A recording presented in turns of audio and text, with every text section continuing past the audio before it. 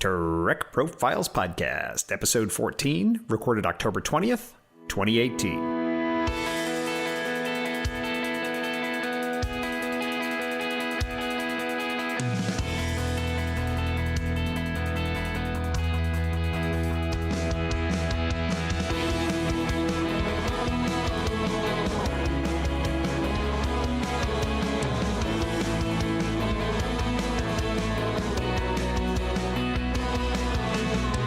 This is the Trek Profiles Podcast, and we are still keeping up with our little change of format here in episode 14. If you didn't hear episode 13, I was invited by Mark Schwartz, the owner of A&M Collectibles, which is a comic and collectible shop here in Vegas, to set up at a Sci-Fi meetup event that he was hosting and do some podcast recording. So I recorded a whole bunch of audio, and I had too much to even put into one episode, so episode 13 was part 1, and this is part 2. I want to let you know that I wasn't in the best environment for podcasting since I was in the collectible toy shop in a spare room, so there is some background noise and things like that. But it's not too bad. You can overlook it, I hope. I'd love to know what you think about these mini Trek Profile interviews, so if you want to give me some feedback, you can always reach out to me at feedback@trekprofiles.com or on Facebook or Twitter at TrekProfiles. So without further ado, let's jump right into these interviews. First, we'll have Robert, who's the captain of the local Las Vegas Star Trek Club, and then Rick, and then after that is Mark, who actually owns the shop where I was recording that day, and then we have Charles, and after that'll be Linda, and then finally Paul, who is the founder of the Star Trek Club.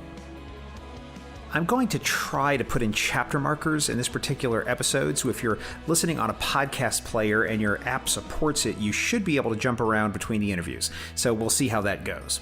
Let me know what you think and if you like that feature. All right, let's get into it. M5, roll it.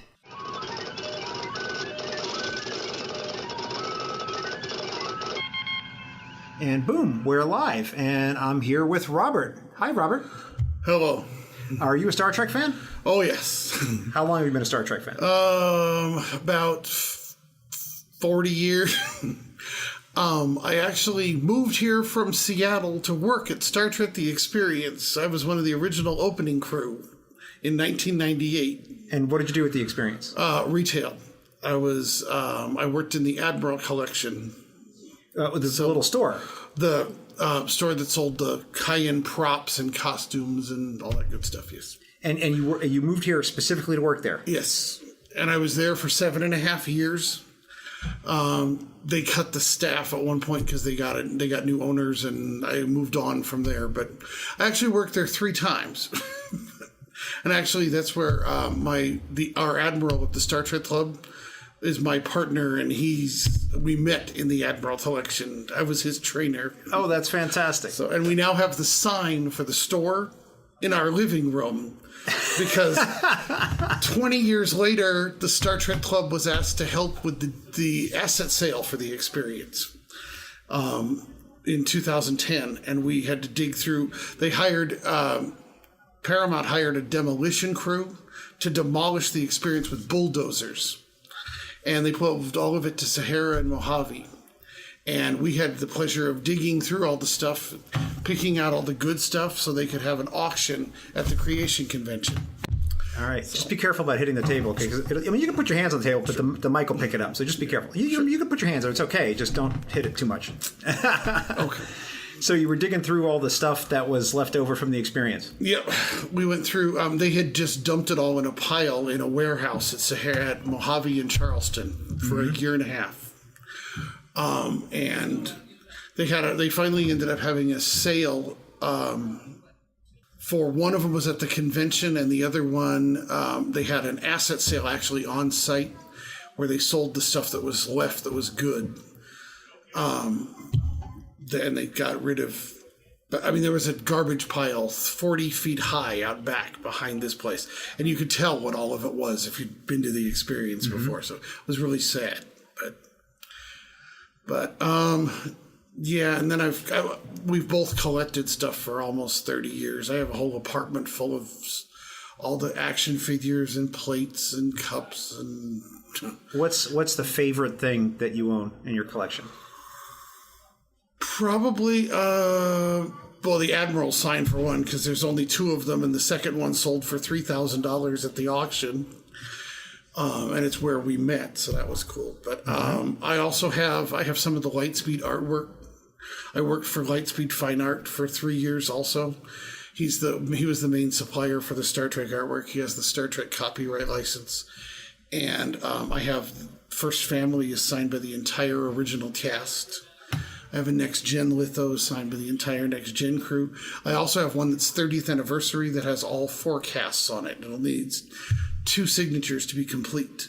Nice. So that one I'm still working on. I need Patrick Stewart and Nicole DeBoer, I think was the other one. Or no, Roxanne Dawson to be complete. So that's really cool. Oh, that's really nice. Only took 20 years to complete. So. And what would you say is the most valuable thing in your collection, if it's not one of those things you already talked about? Probably the 30th anniversary litho that's got everybody on it. I mean, Jimmy Doohan is on it, who passed away in 2005. Right. It's got Majel Barrett Roddenberry, and she actually signed it Roddenberry on it, which was cool. And then I have an Enterprise toy that was actually the original Playmates toy. Mm-hmm. And it's signed by the entire living cast of the original series, so that's cool too. Oh, that's wonderful. Yeah. So, have you seen all 700 and something hours of Star Trek? There's some of the episodes of Enterprise, because I wasn't real fond of the shows that I missed. But other than that, yeah, we have CBS All Access, so I've watched Discovery, the new one. And, of course, I've seen all the original and Next Gen, DS9, and Voyager episodes hundreds of times. And which one's your favorite so far? I still like the original series. I grew up on it, so I've collected stuff for that forever. All right. And which one would you put just below that? Next Gen, Patrick Stewart. And now I guess he's coming back to television as Captain Picard again. Yes. Which I was there at the convention for the announcement, so that was really cool. Do you go to the convention every year? The Star Trek Club, which I'm the captain of, we have a booth in the dealer's room for the last 13 years. And yes, so it's kind of mandatory. Yes, it's mandatory. But, I bet you have a little bit of a different experience when you got to staff the booth than when you're just going to go, right? Yes. And this year we had the special pleasure of having the cast of Land of the Lost next to us, where they sang their theme song for 5 days straight. Did you get attacked by a slee stack? Yeah. Because it'd be all worth it. He was actually sitting next to us. If you're going to get eaten by a slee stack, I mean, that would just be the way to go, right? It was interesting. I mean, that would just be the number one thing. And the year before that, I had we did a special thing for Robert Picardo. One of our club members is his booking agent, and he calls me at work. I work at Envy Energy. He calls me at work and says, "I need your help." You need my help for what? So he said, I have a room on the 3rd floor of my 8,700 square foot mansion that it has everything I've ever owned from Star Trek and all the TV shows. He was on Wonder Years for 4 years. He was Coach Cutlet. He was on every different show. He was on Stargate Atlantis for 2 seasons. He had every script. I actually saw him on that before I saw him on Star Trek. I hadn't watched Voyager because I was in the Navy at the time, so I wasn't in a place where I could watch TV. So I'm doing a Voyager rewatch now. Oh, cool. But it's the series I've actually seen the least of. So I knew Robert Picardo from Stargate Atlantis. He was the doctor on China Beach for 4 years. So we went down to his house, actually stayed at his house for 4 days, and sorted this room full of stuff. He had all of the scripts from every episode of Voyager. He had his costumes from Voyager. He had the wall for sick bay, all kinds of stuff. So that was really cool. Was he trying to liquidate it? Or what we ended up doing was bringing it all back here to Las Vegas. And we had a booth next to our booth at the convention for the last 3 years. And I was selling his collectibles. Well, he's moving to New York to go back to Broadway, and he wanted the stuff back. So we actually took it back to him in June. 2 of the guys that are here today for this event drove it back to his house, or his storage unit, because he had sold the house by then, but in Pasadena. So I don't have it anymore, but I had some really cool stuff. I had his mask from when he was the werewolf in The Howling. Oh, I had his mask from that. I had all kinds of stuff. It was really cool. That's really nice. Then we had Ethan Phillips stuff too, because he's his best friend. So I had Ethan's the eyepiece that he wore on his makeup appliance for Neelix. So I had all kinds of neat stuff. So a very extensive collection. Oh yeah, yeah. What kind of talk to me about what kind of pleasure it gives you to look at the collection? I mean, what does it do for you? I've just enjoyed, I have lots of the plates, and I try and complete the sets of those, and I guess it's the hunt for to finish the collection that's cool. We have the trading cards and all the good stuff. So I mean, there's every time they come out with a new show, there's more stuff. So it's like, after 52 years, there's enough stuff. You should see our apartment. There was a Spanish TV series here in Las Vegas. He came over and did a story on us for 3 hours, and they edited it down. And then we're watching the closing credits, and he spelled Star Trek wrong. Oh my gosh! But it turned out really cool. But that was the only major mistake that they made. But so yeah, I've collected stuff for almost 30 years, and some of the stuff he has down here was from our club members. And so as you think back upon all of your time as a Star Trek fan, yep. Which episodes for you, or even movies if you want, would count as not the best, but are most meaningful to you personally for whatever reason? Basically because they've dealt with the original series was Relics from Next Gen. Yeah, where Scotty comes back. Where they find Scotty stuck in a transporter loop. Yep. For 75 years. And the only reason they did that was because Jimmy Doohan did not want to look like DeForest Kelley from the opening pilot for the show. He said, "I'm not appearing on TV as a 140-year-old." So they had to come up with the gimmick to get him. And then Trials and Tribulations from DS9. That was one of my favorites. Well, what a technical achievement that episode was. That was really cool. The script was delightful, but I mean, just the fact that they were able to film the thing was just amazing. And I mean, considering that the sets had been destroyed in 1969 and the Enterprise was in the Smithsonian, so they had to reconstruct everything from scratch. So it was really cool. Yeah, and that was made at the time where they still didn't do a lot of CG. Right. It was still... Then there was the episode of Voyager, which with Sulu. I hadn't seen that one yet, so I can't help you with that one. That one you'll like, too. That one's called Flashback. And they end up on the bridge of the Excelsior when they had the energy wave attack in Star Trek VI. Mm-hmm. And it's Janeway and Sulu appear on the bridge. So it's really cool. Oh, fantastic. Well, I'm looking forward to it. I'm enjoying I'm enjoying my Voyager I think it was season rewatch. 4. I think it was season 4. It was done for the 35th anniversary of the original series. I'm right at the beginning of season 2. So I've only seen a few episodes into season 2 because what happened is as we record this, it's October. Excuse me. And of course, all the new TV shows came back on. So all this regular stuff that I watch came on. So during the summer, I'm like all in Star Trek, right? Because there's nothing else on. So I'm watching Star Trek all the time. So it kind of slows down when other shows come on. I got to catch up. Roseanne comes back. Well, we won't talk about that. I don't watch that, but I got all this other insane stuff that I like to watch. So it's all back on.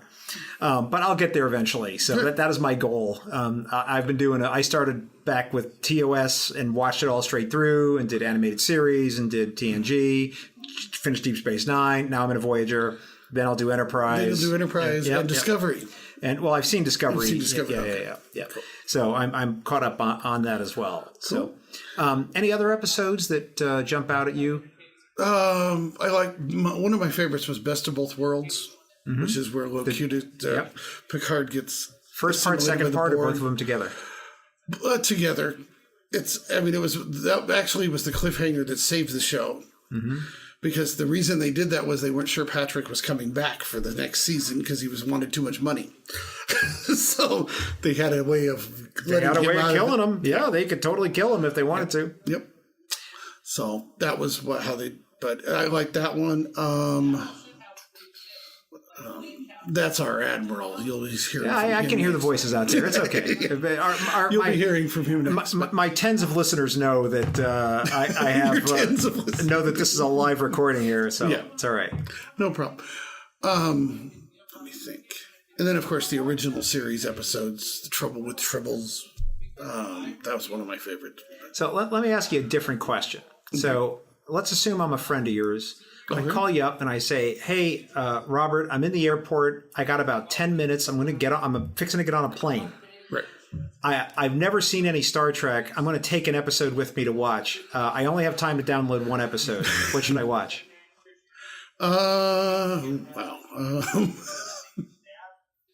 Probably the one for the DS9 episode, Trials and Tribulations. You'll learn all the backstory and then get to see the DS9 people also. Trying to think of what other ones would be really good for that. Yeah, I would do that one. All right. Fantastic. Cool. Fantastic. What is Star Trek? What does it mean to you? Now there's a lot. It represents something I grew up with. I think my mother has regretted this since the day she did it, but they put me in front of the TV when I was 3 years old, and I guess it was my entertainment. They've regretted that later after 50 years of stuff, but but it represents something from my childhood that which we didn't know was going to continue for 52 years, but it has. So I've met all of the original series people. I met Gene in 1986. So I guess it's familiar. Something that, Because what I'm trying to get at is I'm trying to figure out why you like it. Good question. I've tried to figure that out for 50 years, but it would have saved me a whole lot of money if I knew the reason why. But I guess just the entertainment value, and it's something I grew up with. Fair enough, Robert. Fair enough. Yeah. So do you have any social media presence you want to share with people, Twitter or Facebook or anything like that? USSLasVegas.org is our website. The club's 13th anniversary is in January. Mm-hmm. We meet at Blueberry Hill at Flamingo in Decatur on the third Wednesday of each month. The November meeting, we moved because it's the day before Thanksgiving, so it's going to be November 28th instead because we figured everybody would be busy for the holiday. Mm-hmm. So, but yeah, check out that. It has, we've got photos from all the stuff we did with Shatner's bike ride, all the stuff we've done for the last 20 years, for the 13 years for the club. So, USSLasVegas.org. We also have the Facebook page for the USS Las Vegas. So. Perfect. Robert, thank you for being on Trek Profiles. Sure. Thank you. Incoming transmission. I interview Star Trek fans about being Star Trek fans. Okay. And why they like it and what they like about it and what it means in their life. Like, why are they into it? Right? All right. So, yeah. And typically each episode is a single interview. So, they run like 2.5 hours, like for the longest ones, right? So I've been doing it for about 6 months. I got about 12 episodes out. I just launched the last one last night. So if you're in a podcast at all, go ahead and check it out if you like that sort of thing. But I'm here at A&M Collectibles today for Mark, and I'm just interviewing people who want to be interviewed and asking them about their fandom. So tell me who you are. Well, my name's Rick Lattin. I'm here in Las Vegas, Nevada. I've been here since I was about 4 years old. So certainly a Las Vegas local, mm-hmm. and a big Star Trek fan as well. How long have you been a Star Trek fan? Well, the initial way, I guess, that it started with me, I started probably right around 12 years old. However, I do recall, and I'm in my 50s now, I do recall vaguely watching one of the original broadcasts of the third season episode. Sitting in front of the console TV with my parents, and I remember specifically from And the Children Shall Lead when Sulu sees the knives coming at him, and that apparently must have affected me when I saw that, because I recall seeing that original broadcast. Anyway, when I was 12 years old, I went to, with my dad, a friend of his who had a son that was my age down in Southern California, and as we were there in his room, we started somehow or another talking about Star Trek, which to me at the time was just ha ha ha, kind of a joke thing. But he handed me a real dog-eared copy of The Making of Star Trek. Oh, yeah, Stephen Whitfield. Stephen Whitfield, yeah, exactly. Yeah. It's a fantastic book. And that particular summer, my parents were getting divorced. So during that summer, as I was staying with my mom, I brought that book with me.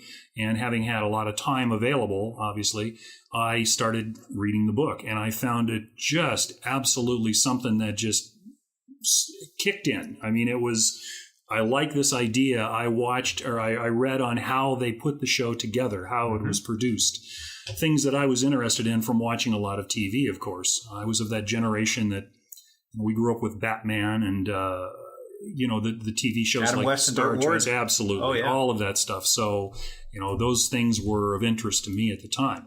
Anyway, Star Trek really tripped my trigger at the time and became a huge fan of it and started watching. Of course, this is when syndication was going on. And we would see a lot of the broadcast of the Star Trek episodes here were perfect right after school. So as soon as you got out of school, you go home, you turn on Star Trek, and you watch that episode. I went so far as to, in the back of it, they had a listing of all the episodes in order, and I started putting little tick marks next to the ones that I saw, of course. Now I feel bad because I kind of ruined my book a little bit for myself. But either way, I've shrink-wrapped that thing, and I said, this is a collectible that I'm never going to get rid of. And it's kind of on the top shelf of all my collectible stuff, just because the Whitfield book. The Whitfield book, just because that was the one that got me involved in it. I've also maintained all of that fascination with Star Trek. A story that I'd kind of like to relate that I found interesting for myself. A number of years later, I had married a lady that worked with the DMV. And she said, she knew I was a huge Star Trek fan, of course, from the point we met. She says, do you know a lady that was a producer for Star Trek, the original series? And I'm thinking to myself, I guess, yeah, I'm pretty sure I do. I said, do you know what her name is? D.C. Fontana. Oh, fantastic.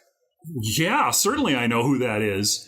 I had the opportunity to get together with Dorothy and her husband, and we actually managed to meet each year.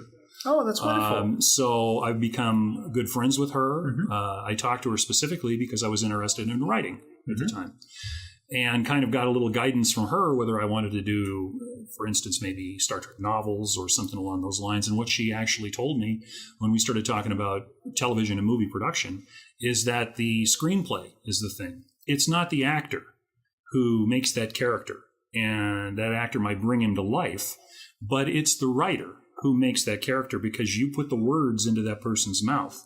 You have the direction of where that person goes, what that person does. So literally what she told me was, you are the person who's making this show by being the screenwriter. Again, that clicked for me too. So as an amateur screenwriter, I like to play with that a little bit. I've played with even writing some Star Trek stuff. I know nothing is going to sell. I know that, there's a huge industry of the way that it works out there, and an amateur person like myself has probably slim to none chance. Right. However, now with some of the things that are available out there, like CBS allowing for the 15-minute fan films, those are things that I can always go and put myself into to try and bring about my love of what I want to do, tell the story. Everybody's got their little pet peeve, and I think that that's a good way to air it, is into an episode that way, and maybe bring both sides. Might be tough to do in a 15-minute spot. Right. But it's something, again, that keeps me involved with Star Trek in particular. But you can make a ton of them. Yeah, exactly. In 15 minutes, you could write something pretty quick, honestly. So have you seen all 700 and something hours of Star Trek? I have seen basically anything that has the name Star Trek attached to it. I'm not one of those who says, J.J. Abrams in the reboot, I don't like it. I look at it this way. If I want to be a Star Trek fan, I have to accept everything that comes down the line from these folks, because this is the way it's going to be now. Even though I may not like it, that's the way it's going to be. So I will watch anything that has to do with it. I've been a fan of, all the series, all the movies. I've read probably the vast majority of the novels. I can't say I've hit every one of them. And I got a number of different collectibles that I picked up over the years as well. What's your favorite item you have in your collection? Besides the Whitfield book, you already told us about. The Whitfield book, yeah. I have. I had a number, I think I had all of them actually, of the Master replicas that was out for Star Trek. And unfortunately, I had to raise some money, so I turned around having to sell the vast majority of those. But the one that was my favorite that I held on to was the Klingon Disruptor. Nice. So I still have the Klingon Disruptor. It's the one from the original series. They're a little pricey because they're a collector's item. They don't make them anymore. You can find them on eBay, but they're rather pricey, as I said. And I only hold that one because it was the first one that I bought and was the favorite of the ones that I bought. Oh, that's beautiful. Yeah, it's something that I've kept for quite a while. The other thing that I had to do with Star Trek 2, not Star Trek 2 the movie, but Star Trek as well, is I've kind of liked the mentality of the way that everything is operated, very semi-militaristic in terms of the methodology, almost like a military organization. And the only reason I bring that up is because I'm actually retired law enforcement. Okay. And during that period of time, I became a supervisor for the agency that I was with. Which agency? I was with the Nevada Highway Patrol. Okay. And when I was with them for that period of time, sometimes there would be things as a supervisor that you have to make decisions for those employees under you. And when I had loss of maybe how do I want to proceed with this, I took a step back mentally and I thought, well, how would Kirk handle something like this? What would Kirk do? What would Kirk do? Exactly. He would give a Kirk speech. Yeah, almost. And, I never quite got up and did the, we're out here for risk. Risk is our business. I never did anything along those lines, but I did try and consider all the different options in terms of the way to manage those guys. But I did like to fall back to how did Kirk handle something like that, if that was applicable. Nice. And so because of that, it had kind of helped me out a little bit too. I never shied away from trying to say that I was a Star Trek fan, particularly as I got younger, or as I got older, I should say. Right. When I was younger, that was a different story. It was a different time. We're talking about the 70s, maybe even the early 80s that I was in high school and so on and so forth. And my God, the last thing that you would want to do at that time is to admit that you were a Star Trek fan. Oh, absolutely. It was because just marking yourself. Oh, yeah, absolutely. This guy's a nerd, and all the football jocks would be after you, and they were talking about their cars and so on and so forth. Well, as time went on and things got older, people didn't talk about cars anymore. They started talking about their computers. Yes. And it was a male, how big is my computer? How fast is your processor? That kind of a thing, instead of talking about your cars. So at that point, it became a little more acceptable to say, I'm a Star Trek fan. Yeah. Now it's out and proud. It's mainstream. Yeah. It's mainstream. I don't think you can talk to anybody that doesn't say, I'm a little bit of a Star Trek fan, and doesn't have a problem admitting it. So it's nice to see that this is kind of, I don't want to say come out of the closet, but that it is much more acceptable for people to be able to say something like that. I found it's nice for me to be able to wear, for instance, the shirt that I'm wearing today. You've got a great Mirror Spock shirt on. Yeah, exactly. And I'm wearing Klingon Chef. Yeah, I saw that too. Yeah, my Lee Sargent original. He's the artist who does these. He's on Twitter and he has a shop and you can buy his stuff. It's fantastic. Excellent. But nice Klingon Chef is my favorite minor character in all Star Trek. So. Okay. Yeah. But wearing something like this, as I said, 20, 25, 30 years ago, if I walked out in the street, people would be maybe giggling behind my back or be pointing. You. Exactly. And now it's nice to know that I can go out and people will say, oh, I like that episode. Or I know who that guy is, or something along those lines.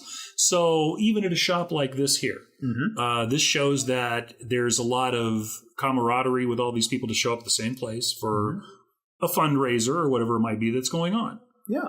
So there's a lot that this has actually done for me in terms of being a fan of this. I think it's kind of helped me develop myself a little bit, certainly helped me in my career, and has given me something to, if you have a bad day, to go home and watch an episode and say, you know what, that's pretty good. And you feel a little bit better about things. What episode of Star Trek is the most meaningful to you? Notice I didn't ask you what the best one was. Yeah, no, I have that. And the movies are included in that. Which one do you feel is the one that speaks to you the most? Wow.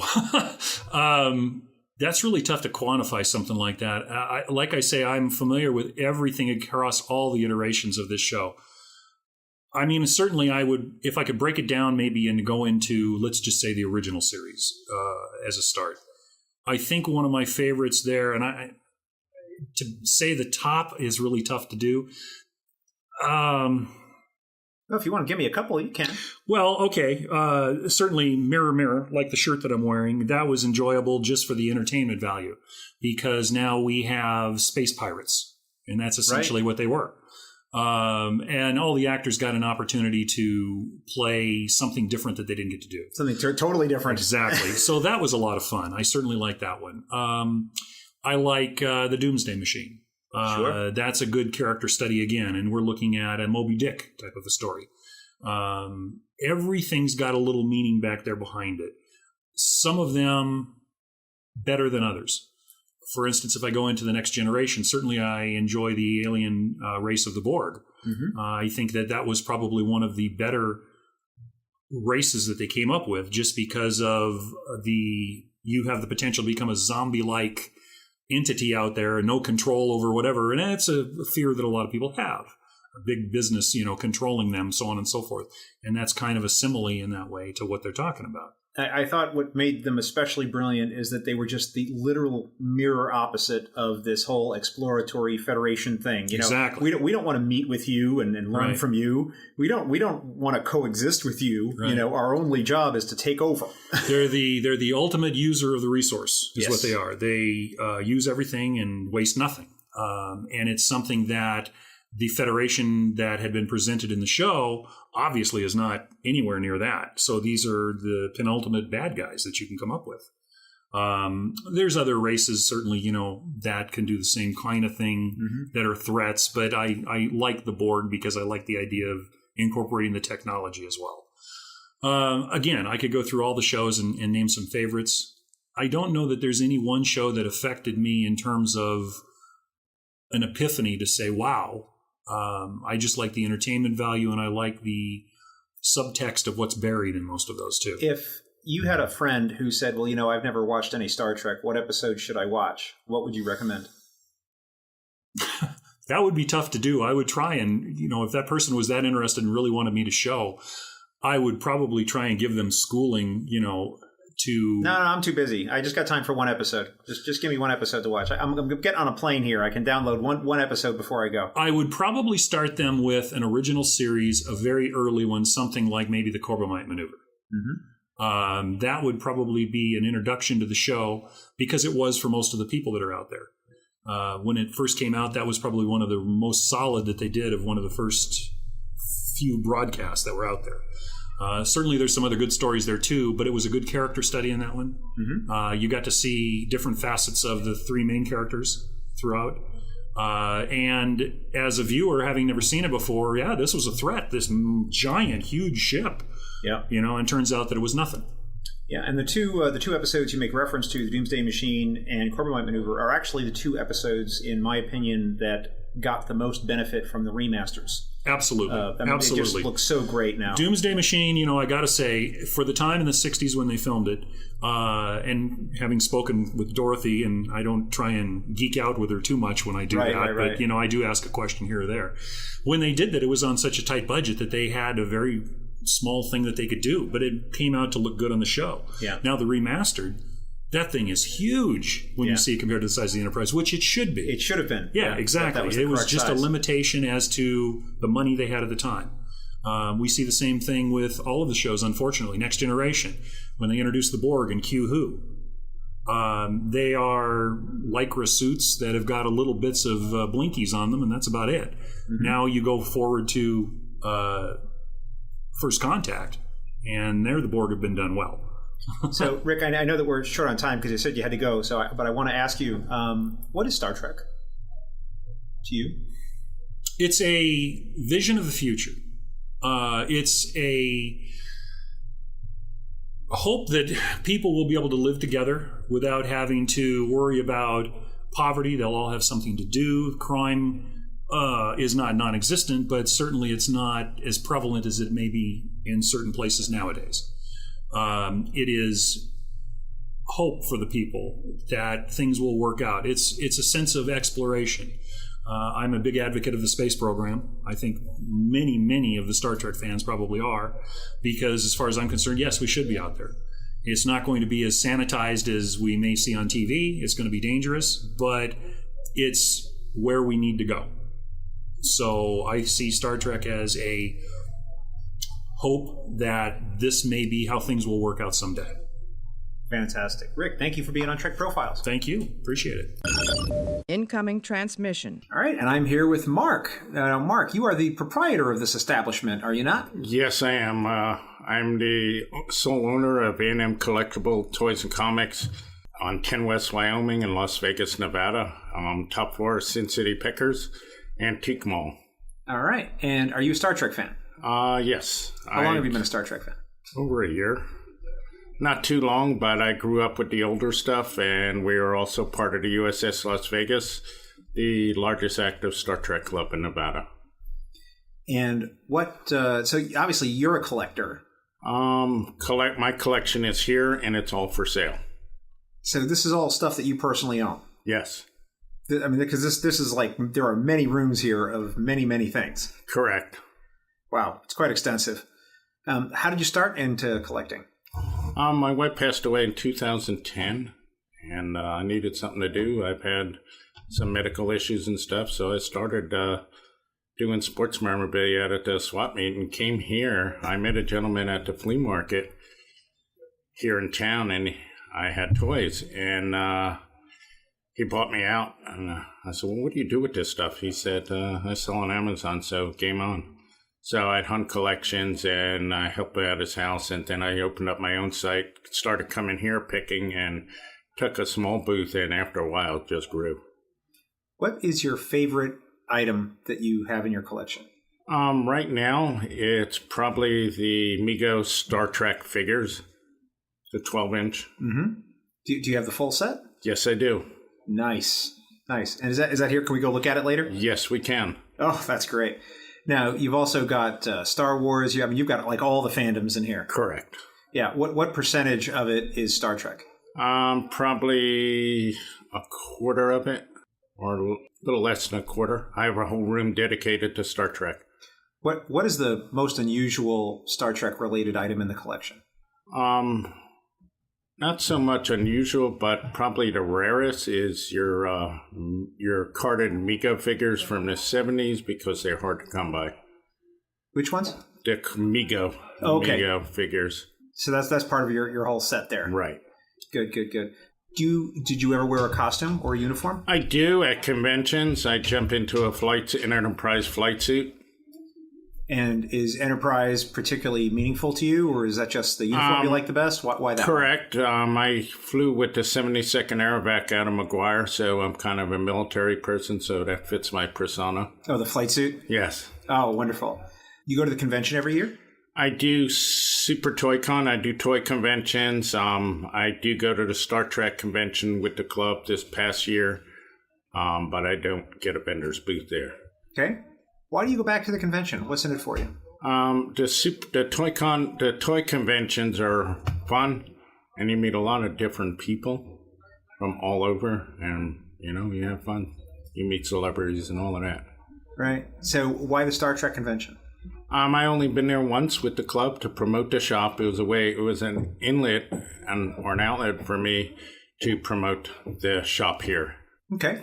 If I was going to be getting on a plane and I told you I have a few minutes to download an episode to watch on the plane, and I've never seen Star Trek before, what episode should I watch? I would probably start out with the original when it first came out. And which episode would you pick? Probably start from the beginning when it first started. With the man trap? Yeah. Okay, very good. Do you have a social media presence or a website that people should know about if they want to see your collection? I don't have a social media presence, but I'm here, and the shop is open here 7 days a week, 10 to 5. Well, thank you very much, Mark, for being on Trek Profiles. You're welcome. Incoming transmission. All right, and I'm here with Charles. Charles, are you a Star Trek fan? I am. I am actually the historian for the USS Las Vegas. I am also one of the co-hosts of Blog Talk Radio's Trek Talking, where we talk every Thursday about Star Trek, sci-fi, and anything in general. Oh, fantastic. How long have you been a Star Trek fan? I've been following Trek since the reruns of the original series. I saw the Star Trek The Motion Picture actually in the theater, first run. And I've been following it the whole time. Have you seen all of Star Trek, all 700-something hours? I have not seen all of them. I still got to catch up a little bit on Enterprise, and I got a couple of movies I haven't really kept up on. Okay, are you current with Discovery and everything? I am currently with Discovery. In fact, that's one of our discussions every week is We're talking about Discovery. We're talking about the shorts. We're talking about the news. We're keeping up with anything going on Discovery. Do you collect anything? I see you got some Star Trek shipyard stuff you got here with you. I got talked to Wednesday. Why didn't I bring the new book in? I couldn't find where I put it. So, yes, I dug it up so one of the members could see the book this time. So, yes, I do collectibles. I also like the books like Shipyard is research material. Okay. If I want to look up details about a specific items, it's one like this, the encyclopedias, which are great to get to, but I also collect different things at different points. So I see you got, so you're a ship collector. I do collect ships. This is part of Eagle Moss, and I actually been in the Eagle Moss club for a couple of years. So I've been getting the ships in as well. Oh, that's wonderful. I also play a miniatures game called Star Trek Attack Wing, where we play with different ships, so I can get a little more research on individual ships and their history and their time frames. Oh, cool. Especially if you want to work in a campaign where we want to sit with a certain time period. Oh, so you want to make sure that the ships are in that time period. So you're doing like in-period battles and stuff. Exactly. You want to stick with maybe the TOS era. Make sure you've got the proper ships. Also, I've been trying to get through different campaigns of Star Trek Adventures, which is a role-playing game. And you want to put a specific time period. You're going to put that ship in. Oh, I'm curious what other ships are out there at that same time period. Do you play Star Trek Online? Have you given that a shot? A little bit with Star Trek Online. I don't do a whole lot of console. Though I have played a little bit with Star Trek Adversaries as well. So that's the card game, right? That's the card game online. Been playing with that a little bit. Learned about that at Star Trek Convention here in Las Vegas. Okay. So you go to the convention. I've been to 2 recently. I went through several back when they first hit Vegas. Oh, good, good. Did you do you cosplay at all? A little more in costume, but just kind of themed costume. I've done a little bit of cosplay occasionally. You might have seen me in my cosplay. What were you doing? Oh, I have to show you a picture because I'm the kind of guy you wouldn't forget this if you'd seen it. Yes, I do. Actually, think I remember that one at the convention. So anyway, I get a kick out of showing that picture to people because for some reason, even though it's just me with makeup on, people have never recognized me. Still, especially Star Trek Las Vegas, there is so many costumes out there. Yes. You got to this year, I got to sit and actually watch this year's stage competition. Right.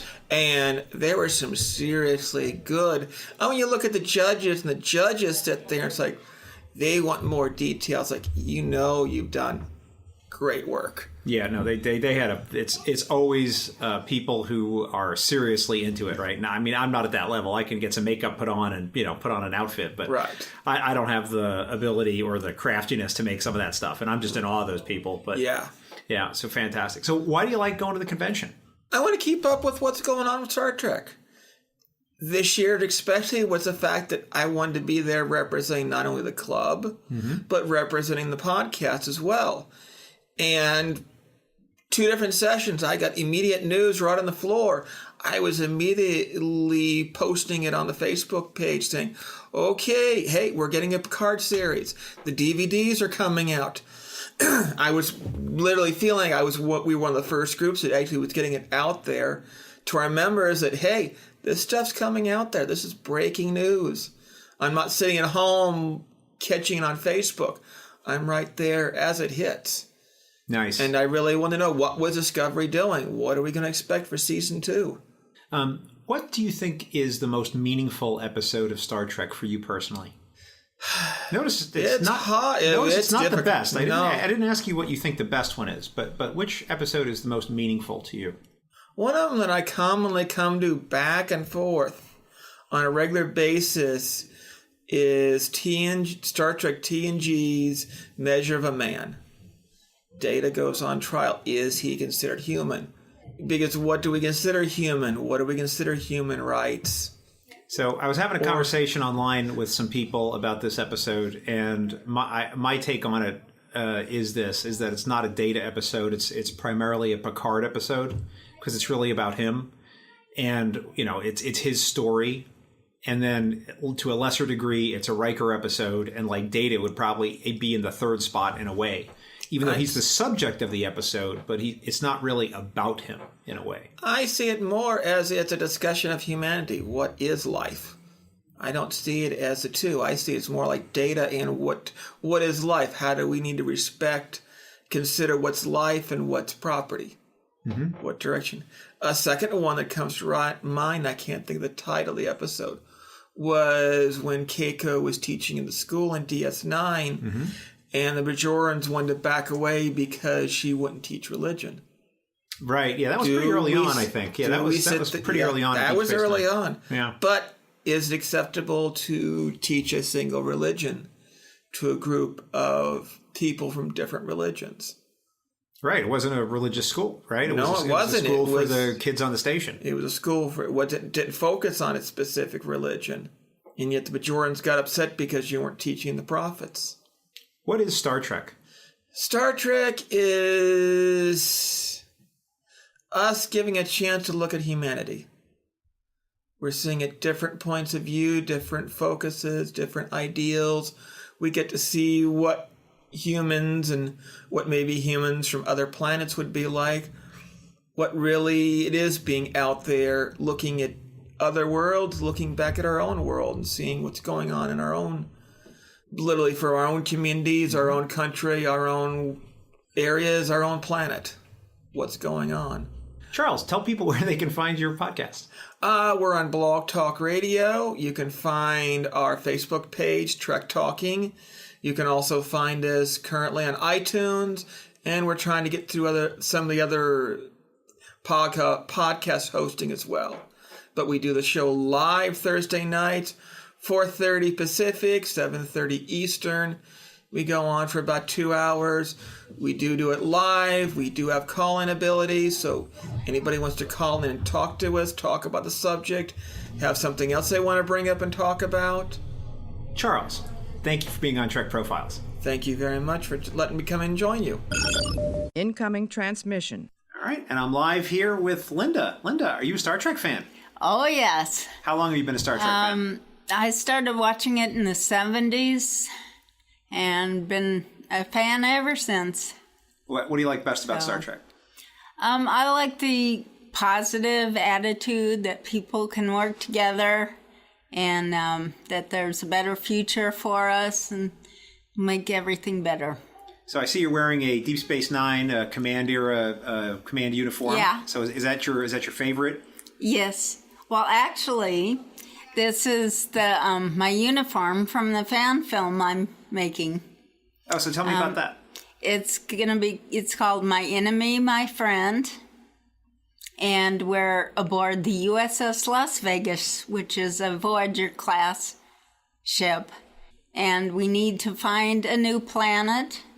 And we're searching for a deserted planet. And we go to a planet that we think is deserted. And lo and behold, a Romulan's there. Okay. Now, why are they searching for a deserted planet? Because in a Next Gen episode, a colony was destroyed by the crystalline entity. Right.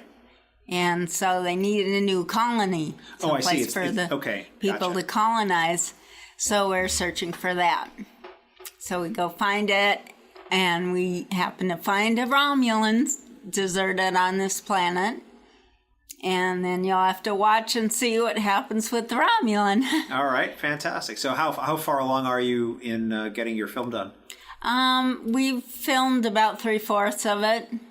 Oh, fantastic. So, we're getting there. Where can people find it online?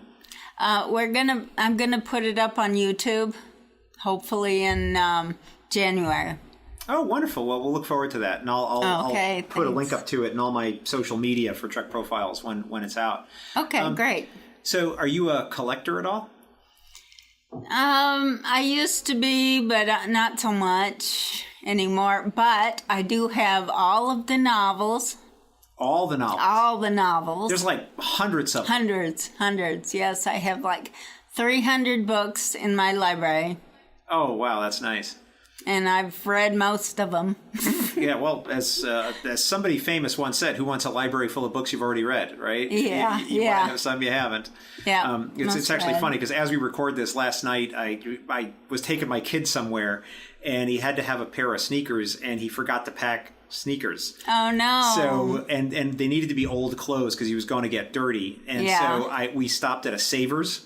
And I picked him up a used pair of sneakers for this activity because he was going paintballing, right? So he didn't want to bring anything he wanted to keep, right? It had to be junky stuff. So I bought a pair of junky old sneakers for him, and I went in and they had a whole thing of Star Trek books. So I picked up like 5 or 6 of them, and had a great deal on them. Yeah, so who knew Savers was the place for Trek fans? Yeah. So I still read the books once in a while. Fantastic. Have you seen all of it? Seen all of it? All of Star Trek? All 700 hours? I have them all on DVD. Oh, nice. I have the animated series, the classic, Next Gen, Deep Space Nine, Voyager, and Enterprise. So if I was your friend and I told you that I'd never seen Star Trek before, and you get to give me one episode to watch, just one, what would it be?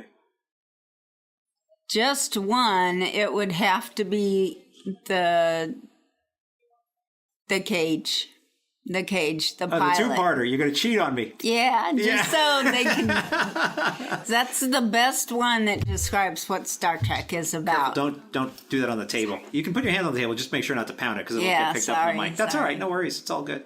So now the Cage, that's interesting. That is, I suspect a lot of people would not guess that. So why would you pick the Cage?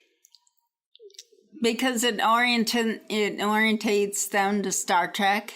It lets them know what it's about, and it's the first one. So it would get them into it, and then I could show them all the rest of the Star Treks. So would you show them actually the Cage, or would you show them the Menagerie? The Cage. The Cage. Right, yeah, so you don't want like the Spock trial stuff. No. Forget that, right? We're just going to watch that's okay. Just, go with the original, the Cage.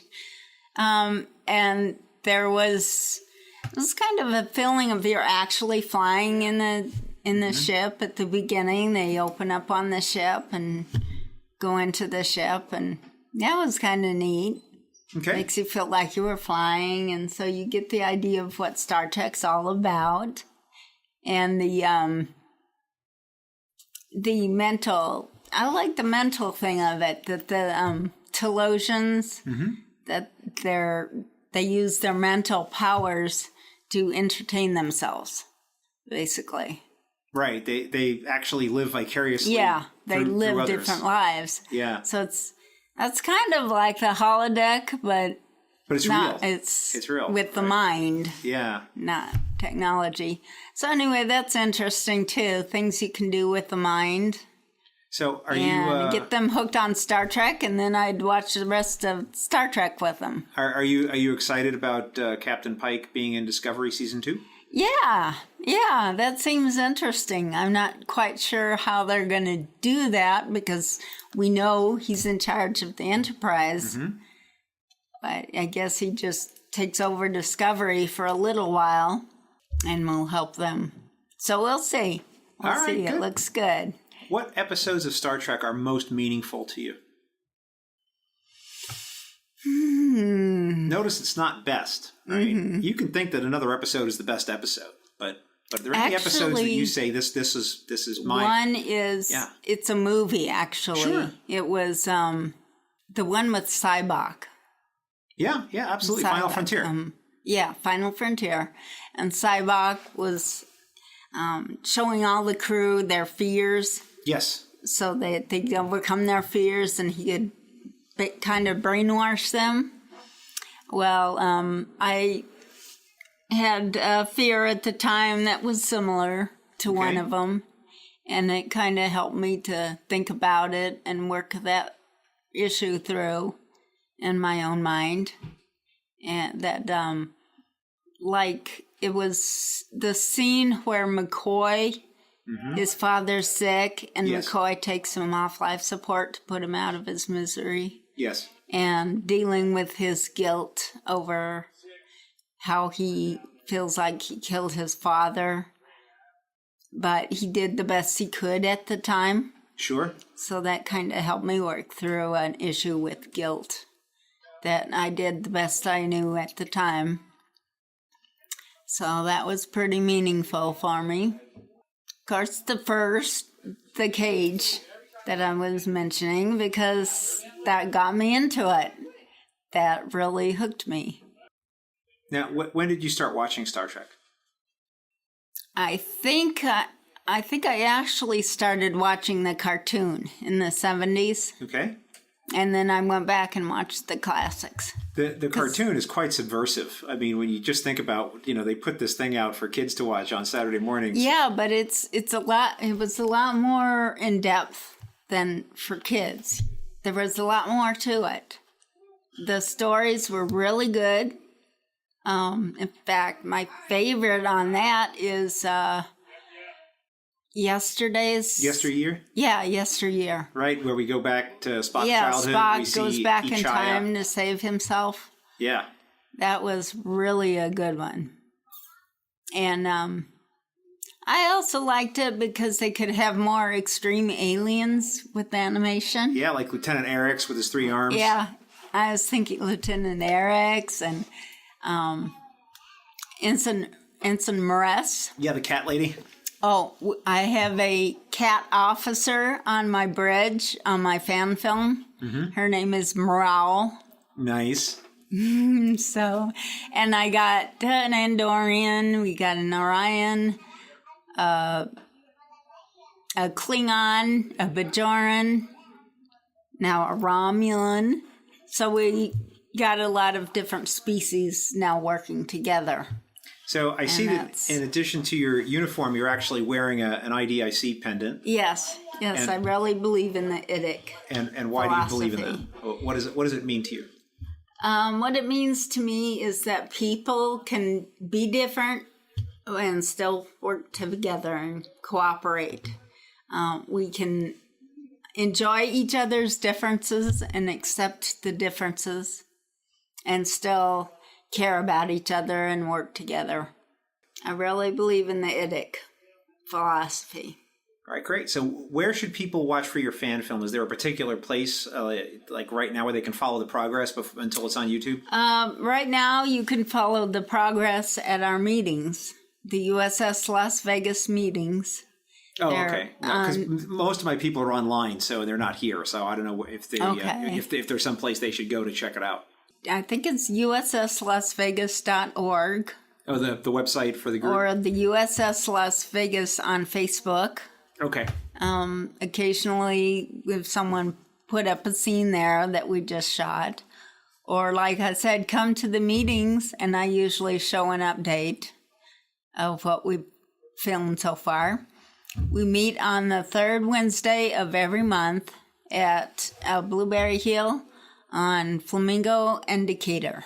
Thank you very much, Linda, for being on Trek Profiles. You're welcome. Thank you.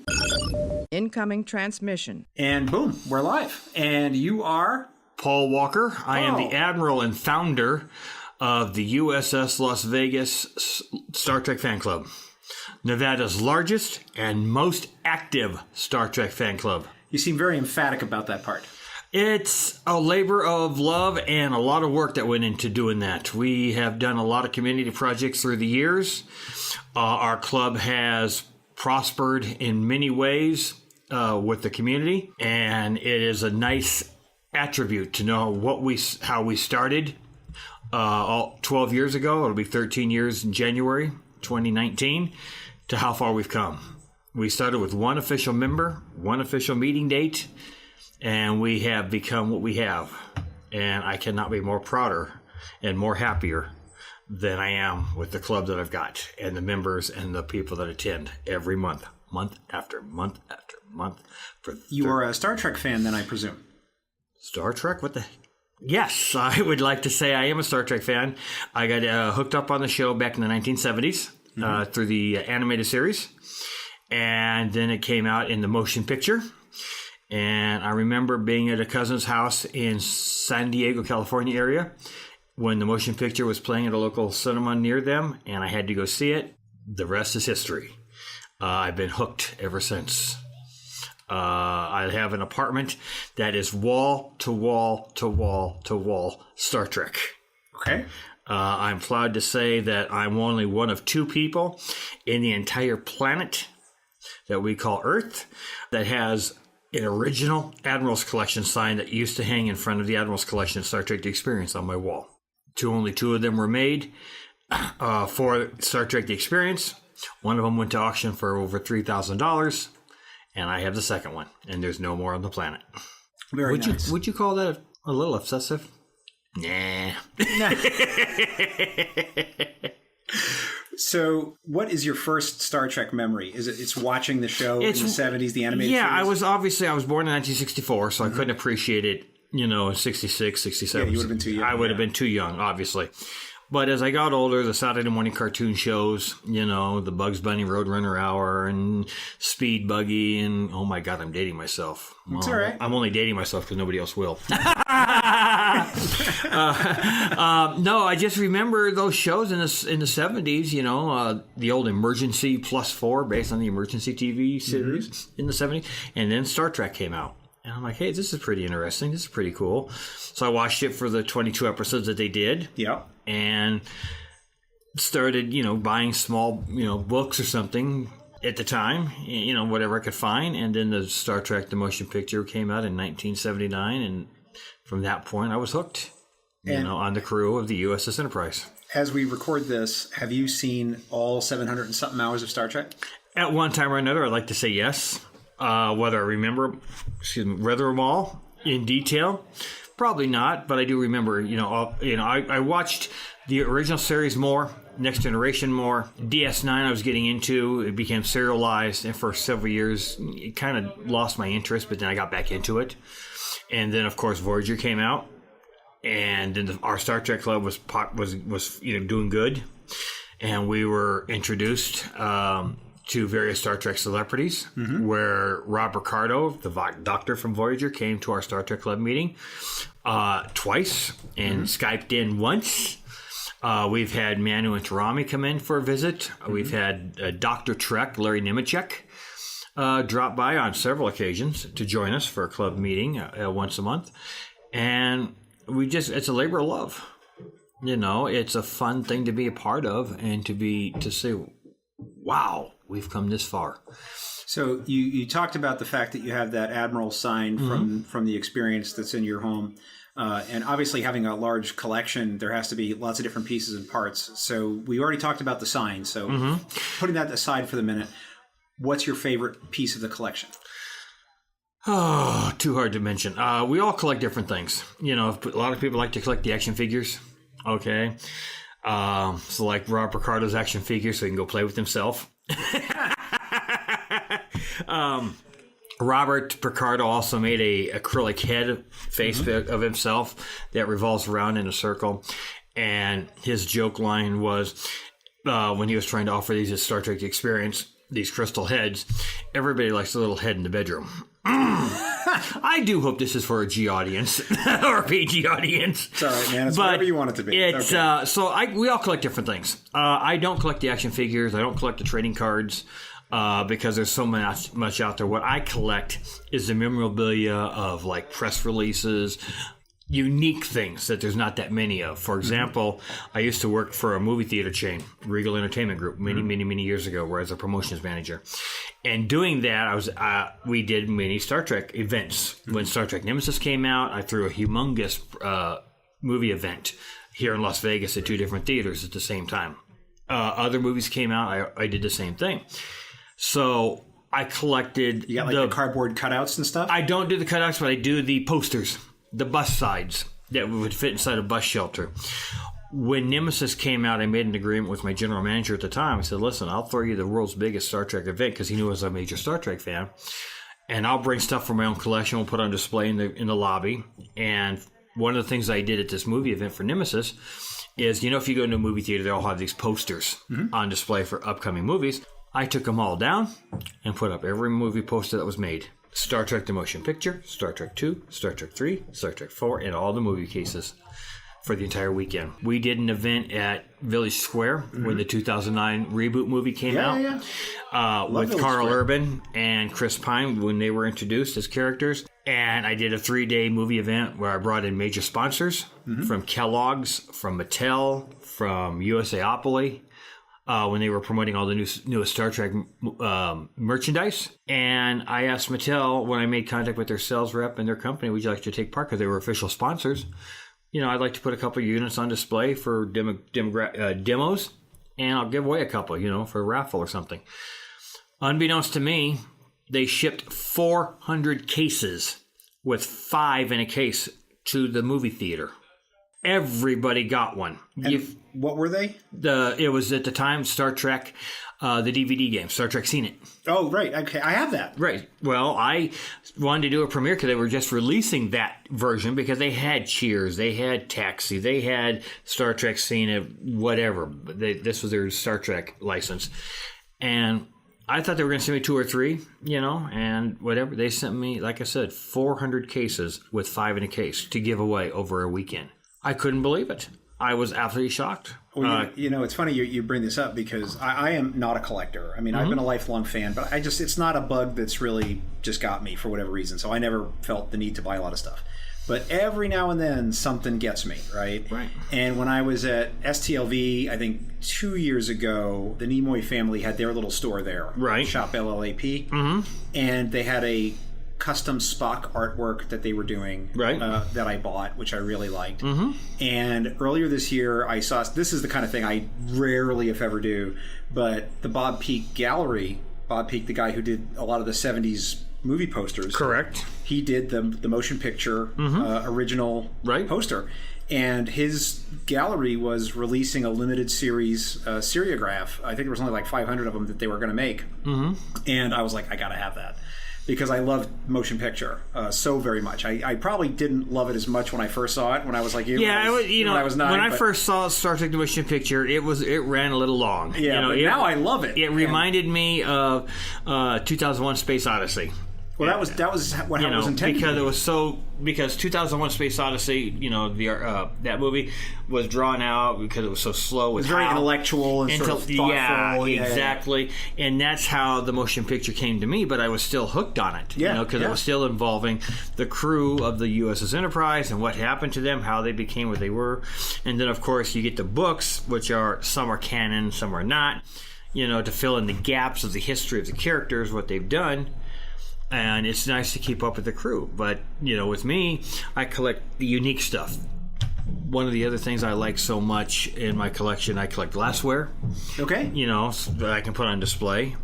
When Burger King was an official partner of the movie, I got everything. It was invented, and the very first Happy Meal was Star Trek: The Motion Picture. Absolutely. Yeah. Absolutely. I remember that. And unfortunately, I did not get into the collectibles at that point. I probably bought but that. I wish I could have and still have it. I would love it now. If somebody has one today, I'm sure it's worth $1 or $2.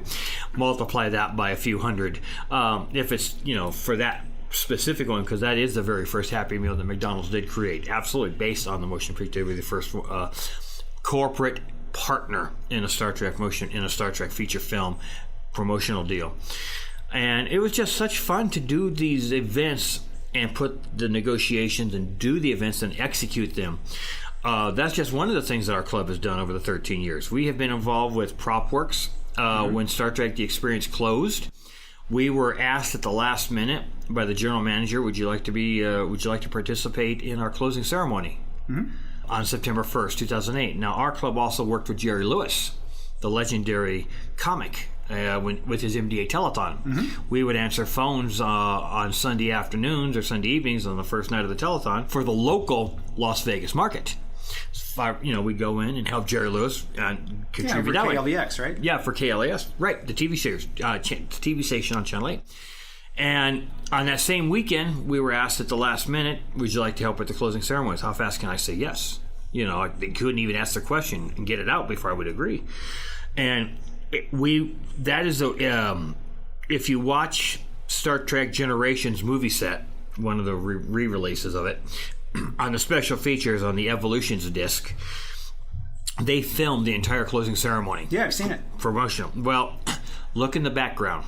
Not speaking roles, but look for the red and blue shirts. You'll see... That's you guys? You'll see the Admiral, myself. You'll see our Captain, Robert Niwa. You'll see members of our club helping in the background with security, with crowd control. I was escorting the actors, showing them how to, when they walk down to get their trinkets and awards, where to go off stage. You'll see us in the background, and that's professionally done. You can't take that away. It's out there, so we're there. My God, how can you top that? Like I was saying earlier, PropWorks called me out of the blue. I didn't call them, they called me and said, hey, my name is Alec Peters. I run PropWorks.com. It's an auction house out of California, and I've been commissioned by CBS to sell what was left of the Star Trek assets. Well, the biggest question in Las Vegas history, or Star Trek history, for 2 years is whatever became of everything that was inside Star Trek The Experience when it closed. If you know the history of the story, they closed on September 1st, and the Hilton at the time, it's no longer the Hilton, it's now the Westgate, right. But the Hilton at the time said, okay, you guys are closed, you're done, you've got till December 31st, clear it out. Yeah, we want it off our property. We don't care how, we don't care where, get it out of here, you're closed. Because the original business partnerships were all gone. So they hired Cedar Fair, which owned Star Trek, out of Sandusky, Ohio, the parent company, hired a demolition crew and said, gut the place like a fish, clean it out. So it all ended up in a warehouse over off of Charleston and Mojave on the east side of Las Vegas for 2 years, but nobody knew about it. Nobody. There was no signage, obviously. There was nothing. So this why would there be, right? Right, exactly. Yeah. So when he calls me and says, hey, I'm putting together a warehouse sale, of all the assets of what was left of Star Trek The Experience. Would you like to help? Again, how fast can you say yes? Okay. So I put a crew together, and they got ahead so much in the game. I had about 10 or 15 people from the crew help out over the weekend, and that's how I ended up with the Star Trek sign, because we helped them so efficiently that they offered that to me for helping them out and getting them all the help. And they were selling Quarks tables and chairs. They were selling retail merchandise displays. Were they selling those warp core breach glassware? Yep, absolutely. They were selling glass displays, that were 10 or 12 feet tall. They had all kinds of glass Translite panels, the touchscreen panels. The LCARS display panel. They were selling that. I mean, it had everything, and including the uniforms that the crew used to wear. And thanks to Vernon Wilmer, who is the unofficial archivist of Star Trek The Experience, he was able to work with CBS to make sure that all these actors, himself, April Urbay, Christian, God, I can't think of his name. Kirsten, that's Kirsten, and Richard Odin, for CBS to officially give them back their official uniforms, because they all got their uniforms back to keep after all those years. Oh, that's wonderful. So we were able to participate in that. Darren Julian, another auction house, came to town several months later, or maybe a year later, and he was doing a 2-week event at Planet Hollywood on the fabulous Las Vegas Strip. And he, in this event, Rod Roddenberry, the son of Gene Roddenberry, was donating to Darren Julian's auction his parents' estate furniture, the dining room set that Gene Major sat at every night for dinner, and all the fixins, all the trinkets from Gene Roddenberry's office, his Rolodex. Back in the day, the Rolodex, not the iPad, right, but the old-fashioned Rolodex, and just all kinds of things. And he also donated several gowns that Major wore as Loxana Troy that were on display. So he contacted me, or we found each other, and we were allowed to be docents, if you will, of the Star Trek Experience items. So for 2 weeks, I put a crew into Planet Hollywood from 9 o'clock in the morning till about 10 o'clock at night, being able to answer questions for the fans that were just walking around that museum, that open museum, if you will. We got to have fun with that for 2 weeks. I'm like, wow. So look at what all we've done, what all we've accomplished, and we got more to go. We'll do a premiere event in January when Discovery comes out, the newest show, for the premiere episode, January 19th. We're putting something together for that. If the Star Trek 4 movie comes out, if and when, we're optimistic that Chris Pine and Chris Hemsworth will agree to a new salary. The suits have to do a bunch of negotiating. Yep, absolutely. We'll do something again with the movie theaters. But I want to come back to this because I don't think I got an answer to my question. Okay. Which was separating the Admiral's sign. Mm-hmm. What's your favorite thing in the collection? Tough question. That's what we do here on TrekProfiles. Thank you very much, because everything is everything. We've got the plates. I would have to say the promotions kits I get, the press kits I can find on eBay. I would have to say, how about 35 millimeter trailers that cannot be shown anymore? Oh. When I worked at the Regal Entertainment Company, I was back in the day before they went digital. Right. You used to have trailers, or you still have trailers, but they had to be spliced into the major feature. Right. And I was given the trailers to Star Trek Nemesis and Star Trek Insurrection.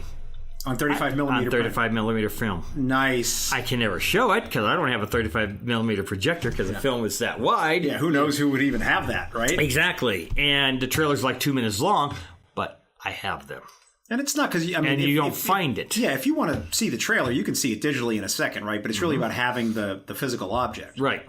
I have the physical object. I actually can look at the film like this by rolling Pull it out. Yeah. For my listeners, he's stretching it out with his hands there. Yep. So that would have to be one of my more unique collectibles. That's besides beautiful. the Thinking back on all of Star Trek, what episodes are most meaningful to you personally?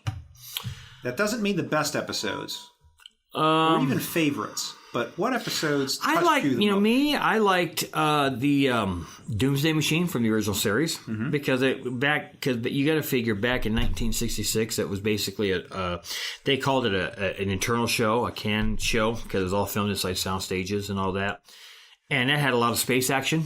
Yeah, a lot. Okay, yeah. if you remember the episode, that's the one with the long torpedo tube, if you will. Yeah, the Doomsday Machine. Right. Yeah. And of course, the great music. Commodore Decker. Right.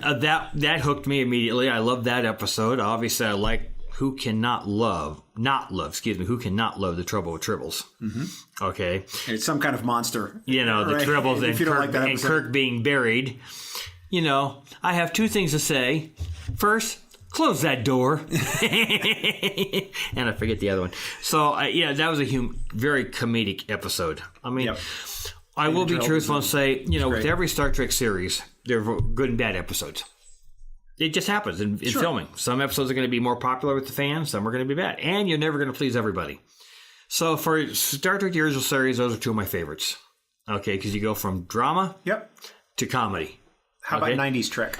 90s Trek. Well, obviously, I liked Enterprise. Yesterday's Enterprise, because it introduced us to another Enterprise C, which closed the timeline a little bit, because you had Enterprise A, you've had Enterprise B from the movie Star Trek Generations, then you had Picard's Enterprise D. Well, they never talked about an Enterprise C, so here's that one particular episode that introduced that missing link to the Star Trek universe. I like that. I thought it was nice that they tied the universe together. So yesterday's Enterprise is very good to me. I like the Inner Light. Who can't not like the Inner Light? With the music and. So let me ask you a question about that episode, because another listener brought this up, and we had a discussion about it that we didn't resolve. So I'm going to hit you with this, and I'm curious to see what you. I'll think try. About it. All my listeners would be familiar with the episode. So Picard has this experience. Of a lifetime. 22 minutes, right? He lived a lifetime in 22 minutes. Right. Is the lifetime that he lived, was it a script that just played in his head, or was it actually more like a holodeck where he was able to make choices and influence the outcome? Good question. Because he was a sensor of some sort from this probe got his attention, that zapped him, and he laid unconscious on the bridge, and living this life for 22 minutes.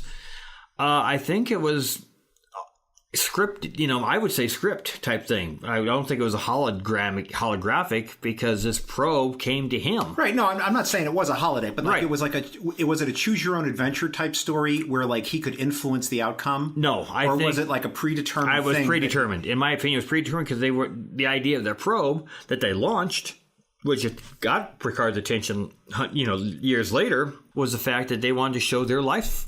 Don't forget us. This is what we were. So that was script. It was like you were saying, designed. It wasn't something he could just change to do things on his own. Do you think that those people, Bataille, Eileen, all those people that were actually in the show, were they actual real people or were they amalgams? So No, I think they were real. I think they were real people because because this probe was launched to show people, to show the future. Don't forget us. Because you got to remember the time frame was Picard was living this lifespan from years and years and years ago in this one guy's life to where he was Captain Picard 100 years later. So I think the probe caught up with him. I think it was predestined, pre-designed, and he couldn't change it. It was what happened because it was history. One of the things that I find most interesting to think about, and just as a thought exercise, right? I'm not going to put you on the spot with this, but I'm just going to put this out as a question maybe that if listeners want to tweet at us, they sure can.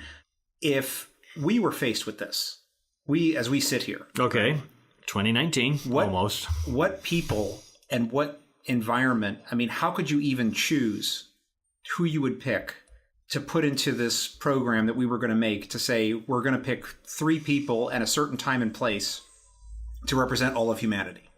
How could you even do it? You could, right? In today's world, you just couldn't, But again, remember, Star Trek is 300 to 400 years in front of us. A lot can happen, with this generation. I won't be around in 300 years, Right. I wish I would love to see how Star Trek would become reality. And in fact, some ways it has. No, I get what you're saying, and I appreciate it. My question was different, though. I'm asking if we were, I can't remember the name of the people on the planet. And I can't. The Ressicans. Yeah. Right. And they were facing some cataclysm. Right. They were facing water shortages. Right. They were facing drought. They were facing all kinds of hardships. They had to pick like 3 people and write a story to put into that probe to say this is all of our culture in this one experience. Mm-hmm. If we were faced with that same problem, you and I, and we've got to write a script and tell a story. I don't think we could. Right? How could you even go about such a thing, right? I wouldn't know. I don't think we could. I think that is such an impossible task. I couldn't even wrap my brain around what a challenge like that would be like. But he lived this life of a husband, which became a grandfather. Mm-hmm. Daniel Stewart was playing his son. Yep. In the episode, and that is Patrick's son, Daniel. Mm-hmm. So it's basically this one family's life, and how Picard's character, into that family where he started generally accepting it, that was his life, because the memories of the Enterprise were of him being Captain Picard, were just getting further and further pushed back until it became so close that the probe was launching. And then that's when the Enterprise caught up to it. So in today's world, I don't think you could. I agree with you. I don't think it's. It's an impossible task. It's an impossible task because we're so in the ethics, morals, and standards have changed so much in the 24th century. Money, as Picard said, we don't use money in the 24th century. So you don't have the need for greed. You don't have the need for needs. You do things to better yourself. And it's a beautiful thought. And unfortunately, in the 21st century of 2019, people aren't bettering themselves. No. They're surviving. Yep. Humanity is surviving, in my opinion, to get through to the next day. We're not trying, obviously the idea is to better yourself. Absolutely. But right now, if you look at our current headlines, our current world events and current events, people are so quick to do A, B, C, and D without thinking down the line. How is this going to affect humanity? How is this going to affect me? All they're thinking about is the me generation. Mm-hmm. It's all about me, protecting me, what's in it for me, and not try and just, help humanity and like they do in the 23rd and 24th century, because back then you weren't thinking of the me. You were thinking of humanity, going forth with the ideals of we're not here for money. You don't get paid? Wow. But you're still doing a work for Starfleet. So it's an interesting thing to think about from an economics perspective, because it's very clear that yes, the material needs are all met, right? Mm-hmm. No one's hungry. No one's lacks a place to live. Absolutely. But there has to be a way to arbitrate other things like experiences. So, for instance, not everybody can be on the beach at Risa at the same time. No. Not everybody can have the same house on the same beach in Malibu, California, in Star Trek time. Right, sure. So there has to be some way to determine who gets to live at that house, right? That's on the beach in Malibu, right? Kirk says he sold his house in Generations. Right. How did he sell it? Like, how did that actually happen? How does that all work? I don't know. There are some inconsistencies, yes, that are not followed. Yeah. In the joy of it, it's called the poetic licensing of filmmaking in Hollywood, that they have to kind of expand a little. And then, of course, the problem becomes following up with that, because what you say in one movie, and as Gene Roddenberry always said, and Rick Berman, the executive producer of Star Trek Everything after Gene passed away in 1991, was that if it was on television, if it was on film, on the big screen, that was canon. That was official. That was as encyclopedic as you could get. Then all the books started coming out, the hardbacks, the reference books, the paperback books that tie into storylines.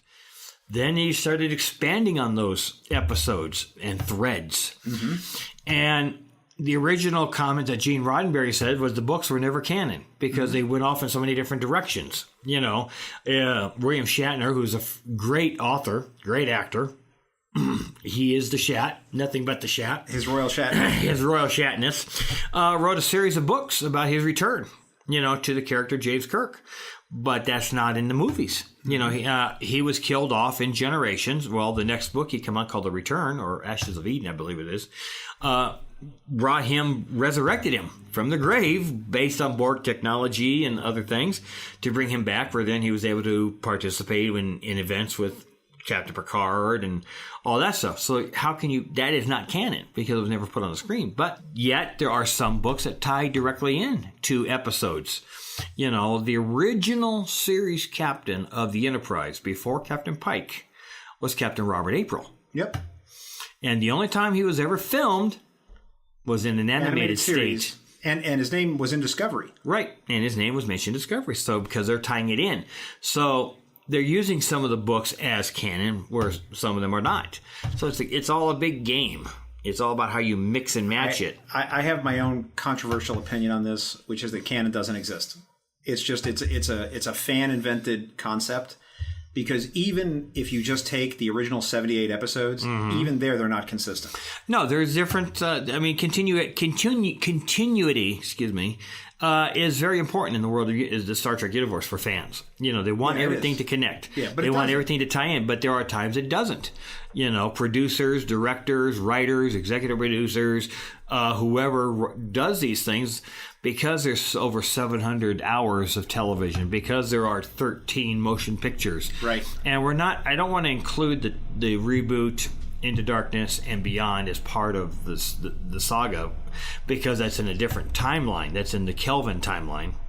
But connecting everything and then trying to remember when you write a story, a Star Trek episode or movie or TV, that, this was said in the TNG era, you forget all these things. Even though you have Star Trek historians on set, they're supposed to remind you about all these things, and some of them do. Oh, yeah. There's still a lot of continuity mishaps. I always felt like you have to take the show on its own terms, right? Star Trek never promised from the beginning that it was going to be internally consistent. That was just not something they ever promised. And so it doesn't bother me too much. Wagon train to the stars. Right. So when you see Picard, I think in one episode, I think it's an early TNG episode, he makes some offhand comment about, they used to have these things called flags. How hilarious, and it represented these nations. Right. And he's sort of mocking it, but then we see, the Federation has flags and seals, and we see them on screen in the same show. There's that continuity thing that somebody's not following. Yeah, it's okay.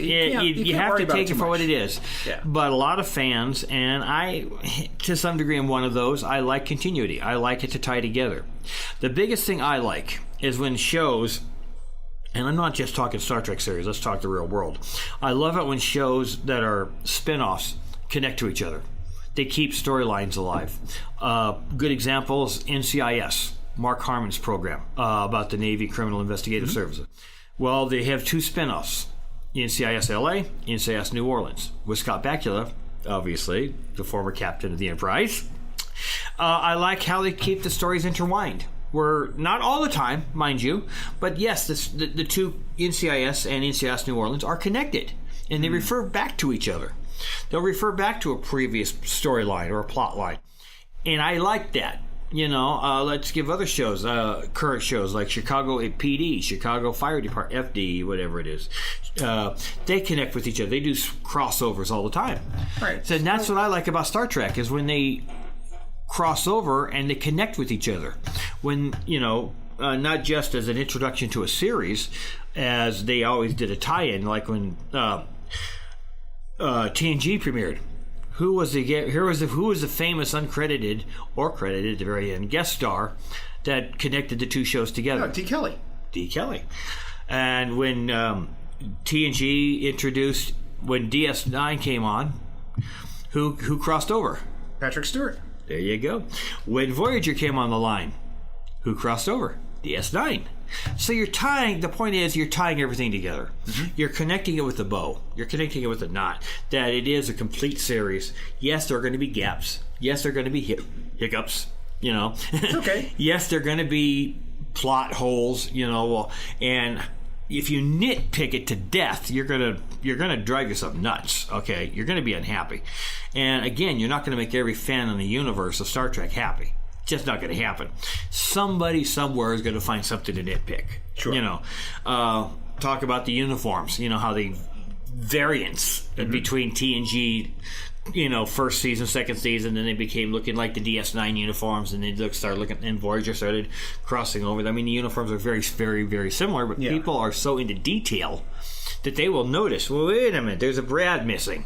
There's something is different. Yeah. People get wrapped around the axle about that stuff. Yes, and it's, to me, personal opinion, in my humble opinion, IMHO, you're nitpicking it too much. Enjoy it for what it is. It is a Star Trek futuristic universe that could happen, I hope, 300 years from now. That it's tying everything together. It's presenting a future that could be.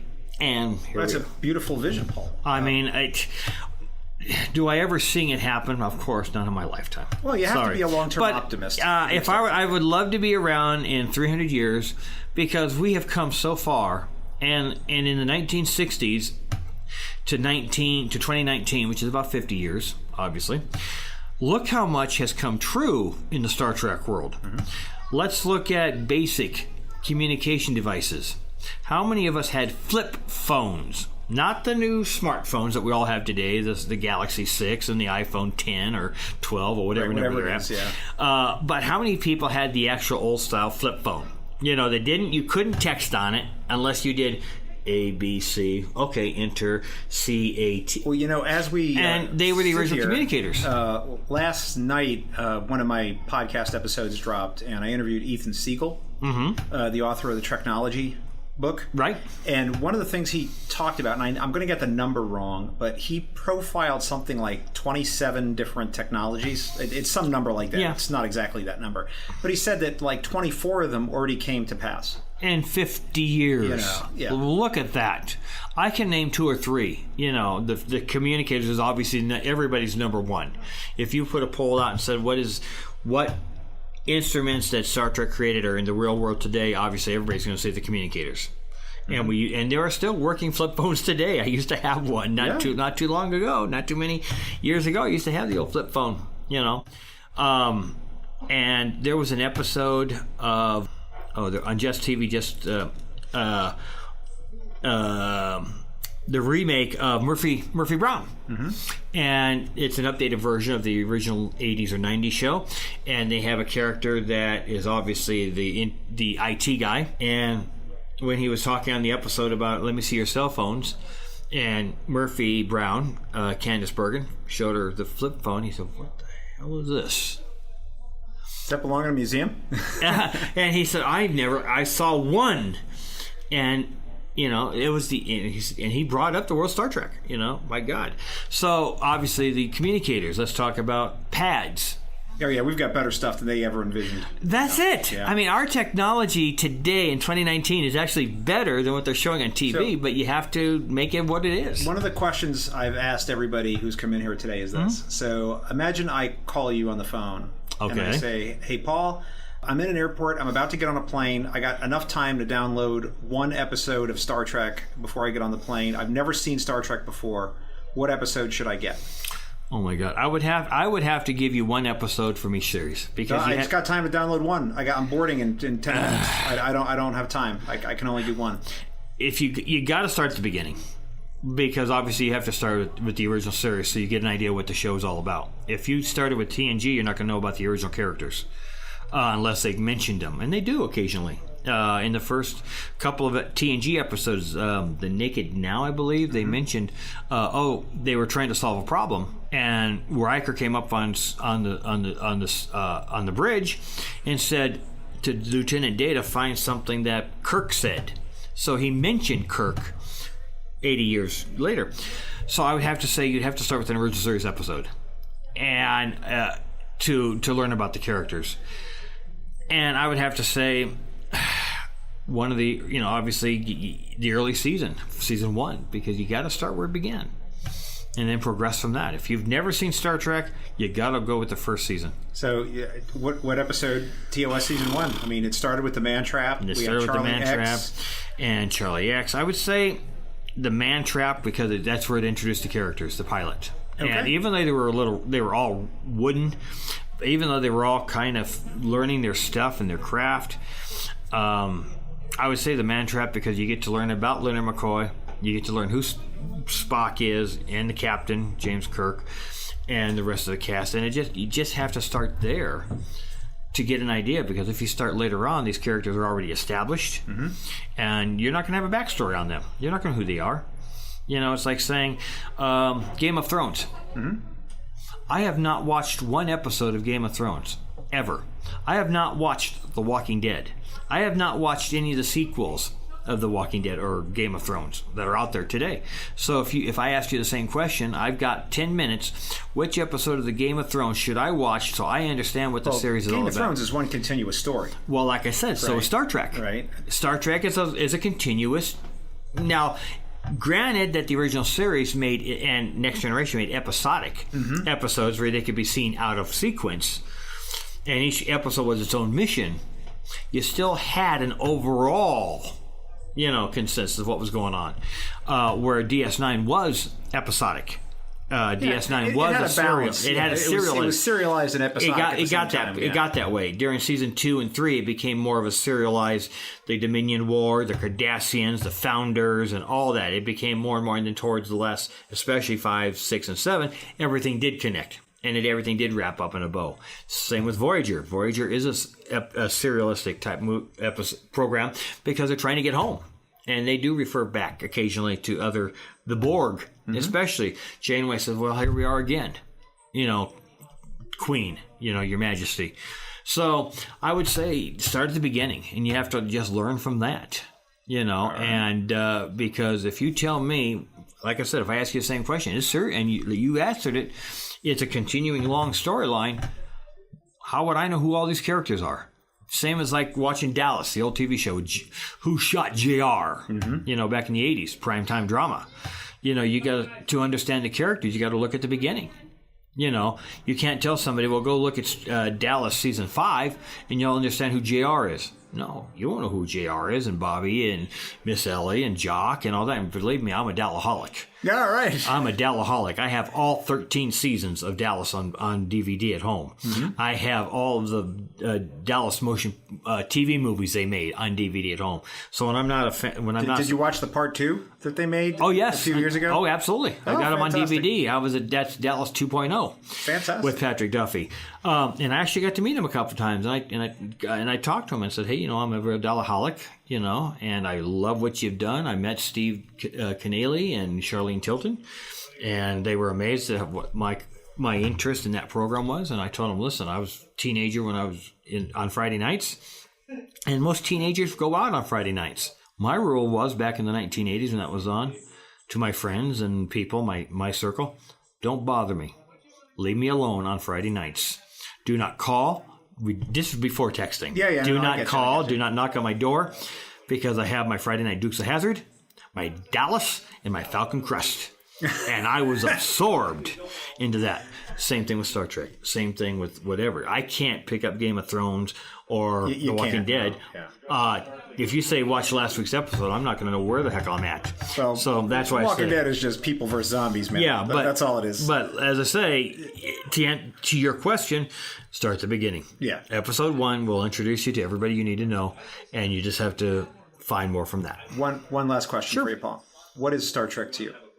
A future, a possibility, an escape, a love, I say jokingly with a laugh, haha, an obsession, an addiction. It is all of that to me as an individual. I would not have put this Star Trek club together 13 years ago if it wasn't for my love of Star Trek. There is no Bonanza fan club. Bonanza ran long. There was no Gunsmoke fan club that ran 20, 21 episodes. No Law and Order. People aren't doing conventions for Cheers. No, but they're still doing Star Trek. Now, I can't tell you exactly, point one, why it is Star Trek. The same reason that nobody knew why Jerry Lewis chose the MDA to be his voice. Because it could have been 101 different charities that Jerry Lewis could have supported. But every year, what did we all do for 40 some odd years on Labor Day weekend? Labor Day, you watched the telethon. At some point. You didn't watch all 21 hours. No. Some people were done. But what was the key moment of Labor Day weekend besides the barbecues? It was the Jerry Lewis telethon. Same thing with Star Trek. Going back to the MDA. Everybody wondered why Jerry Lewis chose the MDA. He never said. He never made it public why he chose the MDA, whether it was somebody he knew, whatever. He could have chose arthritis. He could have chose cancer. He could have chose God knows what, but he chose MDA. Well, on the same token, I choose Star Trek for all those reasons. This club has been a love. I used to run a Star Trek fan club, just to give you a bio, in Oregon. Southern Oregon, Northern California. I had a Star Trek club called Starbase Orca, or.ca. And the reason we called it that was because Southern Oregon and Northern California were such a rural communities that our local TV station broadcasted to these outer markets through translators back in the day before cable became so popular. So I created Starbase Orca in Oregon to serve the Northern California and Southern Oregon communities of Wairika, California, Klamath Falls, California, Crescent City, California, or Klamath Falls, Oregon, excuse me, correct that, Klamath Falls, Oregon, Crescent City, California, Roseburg, Oregon, and of course the headquarters right back in Medford, Jack Grants Pass, Oregon. And that club ran for several years in production and prosperous with my vice president. I wasn't an admiral, I didn't rank that way, I was president of the club because I founded it with his help. And we would go to these other communities, like I said, Roseburg, Wairika, and hold local meetings in those communities, which are 30 miles away, 40 miles away. But again, they were getting the TV signal from Medford. That's how they were getting their Star Trek once a week, every day at 5 o'clock on Channel 10. And I would have I would have meetings with the general manager of the TV station every 6 months. What's going on in Star Trek? What can I suggest you do? Can we do local programming? Can we do local events to get the viewership up? Can we do some on-camera stuff? Can we come into your studio? And we did. We worked together. So let me ask you a question about that. Since I don't know if I'm going to put you on the spot here. Please. Some other guests on the show were talking about when they were growing up watching Star Trek on local channels. that they never actually saw all the episodes because the local station only ran selections of some of the episodes. That's correct. Right. So is that was your experience? And that was as well? because obviously back then DS9 wasn't started, Voyager wasn't created yet, No, so I only had TOS time. Right. When They were syndication. showing once a week. They would show on Sundays. I recall an episode of the original series, but during the week, Monday through Friday, 5:00, Channel 10 was the Next Generation. And then they would do a first run. They would repeat the others during the week, but then would do the first run episode, which is the current season, on Saturdays or something, if I recall. So that's all we had. Yeah. That was also back in the day that Columbia House was releasing their DVD collections on VHS tapes, where you get 2 episodes every month, and that is another thing I collect. You're asking me about my collection. I'm proud to say that I have all 172 episodes of TNG on Columbia House Video. Do you have a VHS player? I still have a VHS player now. Will I ever watch them on VHS? No, I will not. The reason I have all of them is because they're a collector's item, and they all match, and they're all in sequence. Right. In my I would hesitate to put them inside a machine. Now I'm also collecting currently the TOS episodes from Columbia House. I search eBay, I search Amazon, I search wherever I can find thrift stores and people and other online sites for TOS Columbia House. Now when that's done, there's only 2 left. DS9 and Voyager, because Enterprise was come out after Columbia House lost their rights to do so, and they closed. So I collect that kind of unique things, going back to that. So the only other thing you could do was to record an episode on your own VHS. Yes. Where you sit there Monday, Tuesday, Wednesday, collect, record. It didn't have the state out where you could record the entire series. Programming a VHS to record was such a pain. It was horrible, Yeah. but I did it. And the signal was not that great. I mean, I had snowy picture because of what it was, but it was all we had. Yeah. So the fan club was created, Starbase Orca. And the tagline of my club was, forgive me, we used to have a whale of a good time. Yeah, that joke never gets any older. It never gets any better either. So I ran that club for several years. So then I moved to Oregon to Nevada. Excuse me, moved to Nevada in 1999, where I was asked by the IFT, the International Federation of Trekkers, members who were coming to a convention one year, would I like to start a Star Trek club here in Las Vegas, because we didn't have one. There are small clubs, unofficial clubs, but I'd like to form one. Okay, why not? I have the time. I have the love for it and the ambition for it, and I don't mind putting in the hours to run it and execute it. And that was almost 13 years ago. And the USSLasVegas.org is currently meeting on the 3rd Wednesday of every month, almost 13 years later. We've moved around the city a bit because we had nerve enough to get kicked out of Star Trek The Experience. How dare they close the doors? I told them, listen, go ahead and go out of business, but leave the kitchen. Leave Quark's furniture. I'll come in, we'll cook our own meals, and we'll have our meeting under the big top. Well, we're not going to have any air conditioning or lights. I said, okay, if you must.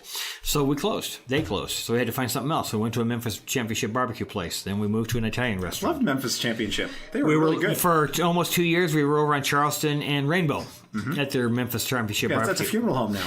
Yeah. It used to be a barbecue place, now it's Do you funeral know home. that? I wonder if they had a fireplace in the front of the restaurant. Okay. All right. I don't even want to talk about that. Should we wonder what they're using that fireplace for today? No.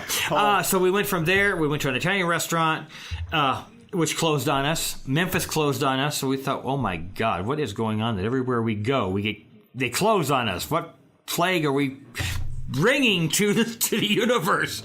That 4 places have gone out of business after we take over. Well, now I'm proud to say for 2 years we've been at Blueberry Hill Restaurant and Bakery on the corner of Flamingo and Decatur.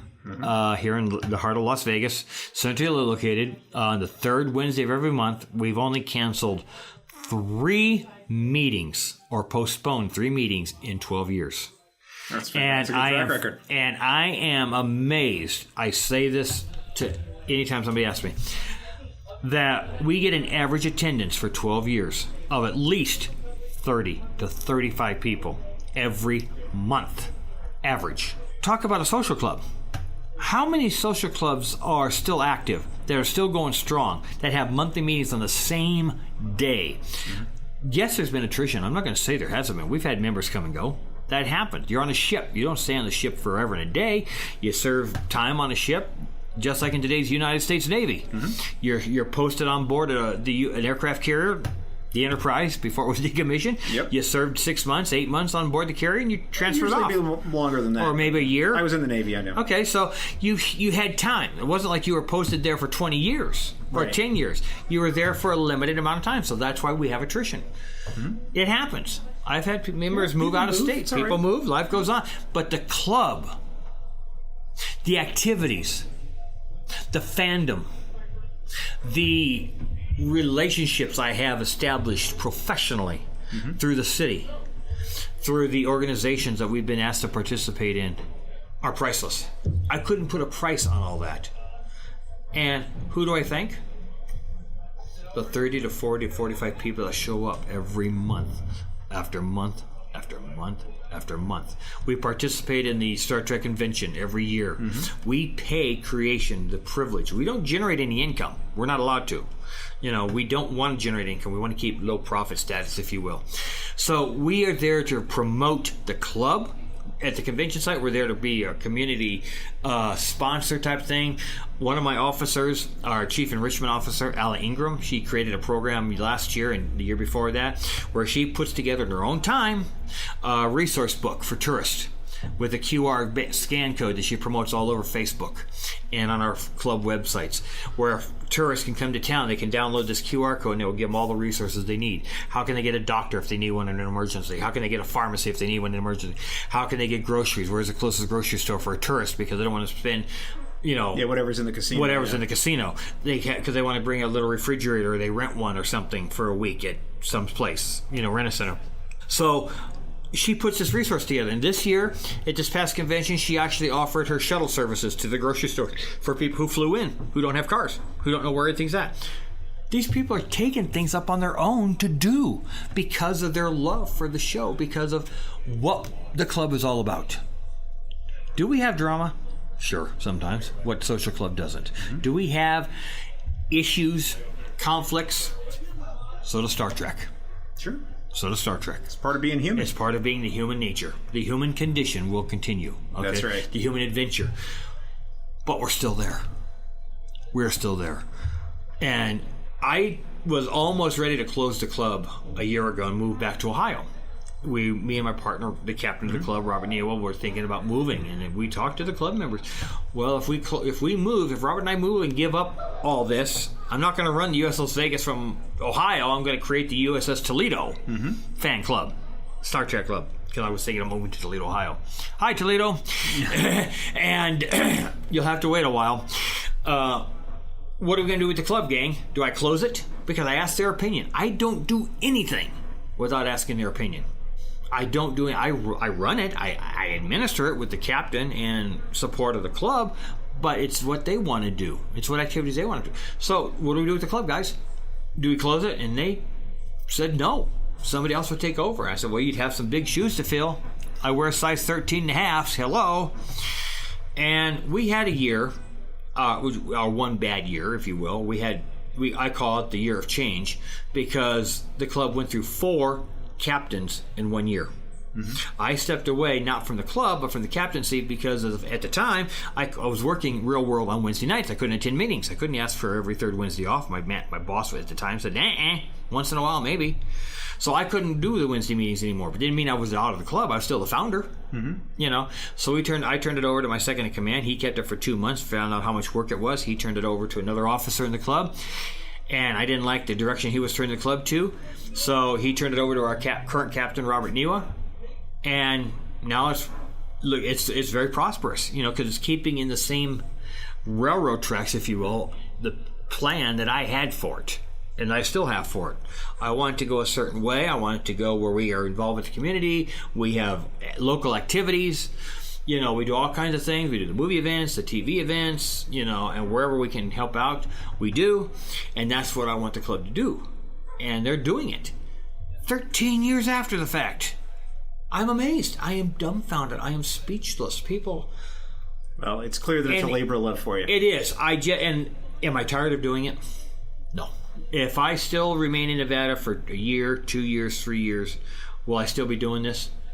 I don't see why not. I can't predict the future. But for everything that we've invested as a club, one of my current members just recently, just this past couple of weeks, we needed a PA system for our club so we could do our meetings so people could hear. And we had been borrowing one from some folks, and it got sold. Okay, it happens.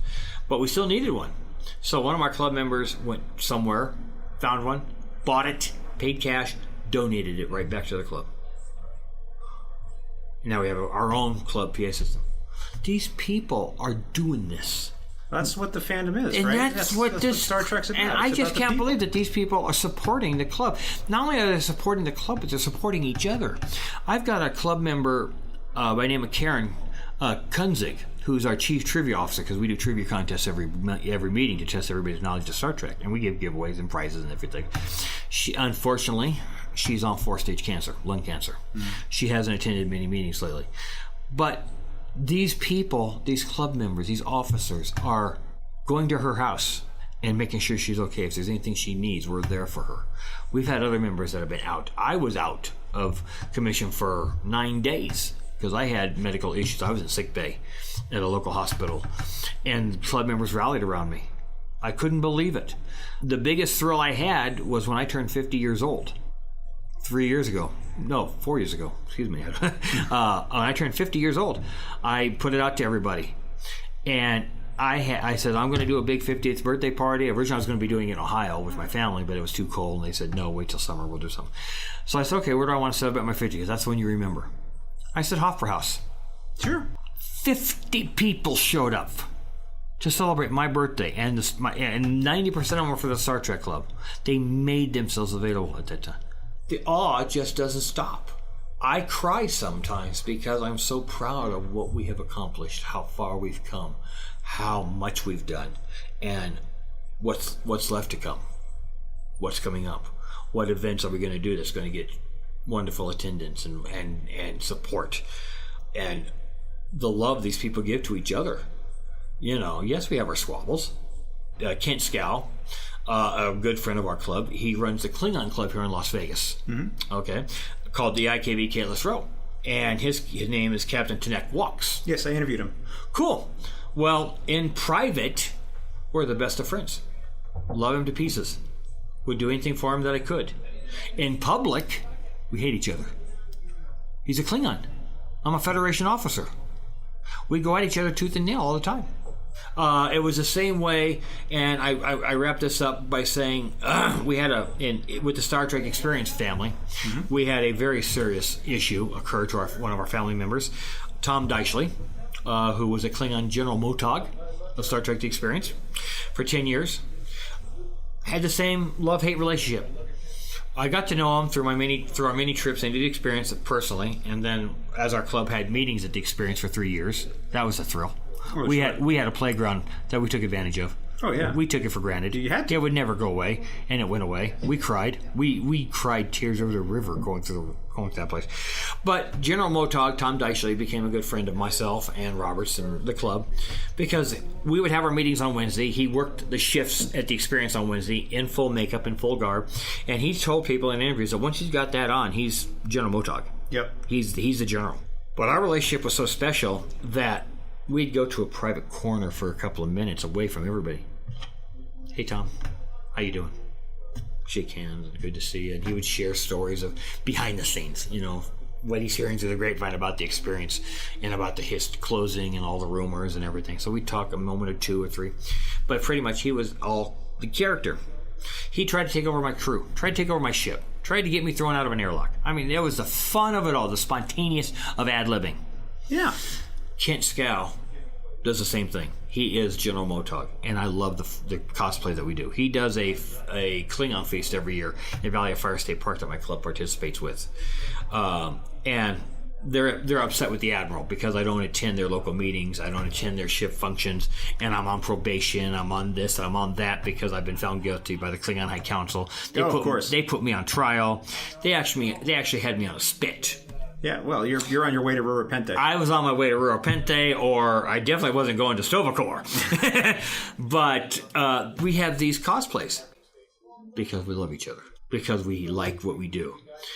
So, on the same token, General Motog, unfortunately, if you haven't heard the story real fast, that he was murdered in his home. He was actually killed and shot by 2 intruders. Yes, I saw that. And that was a great loss, because we were going to be celebrating our anniversary. I think it was our 50th anniversary.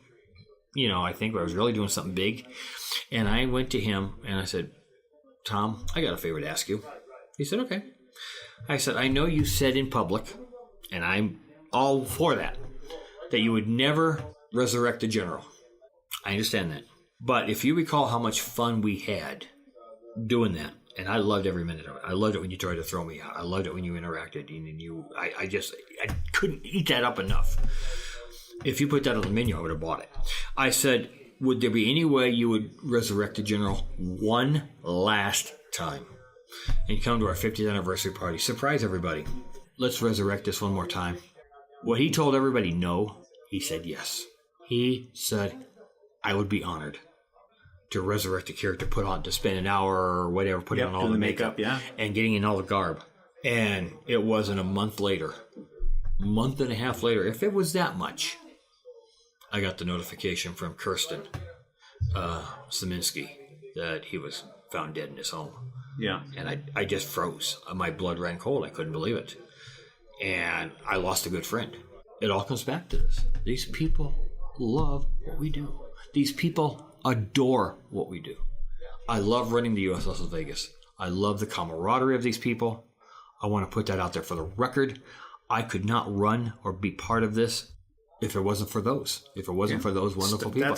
And I cried. TrekProfiles is about. My heart. It's about I cried. It's emotional because I couldn't do what I do. These people, I might present the ideas. Let's do this, or can we do this? Do I have the support for this?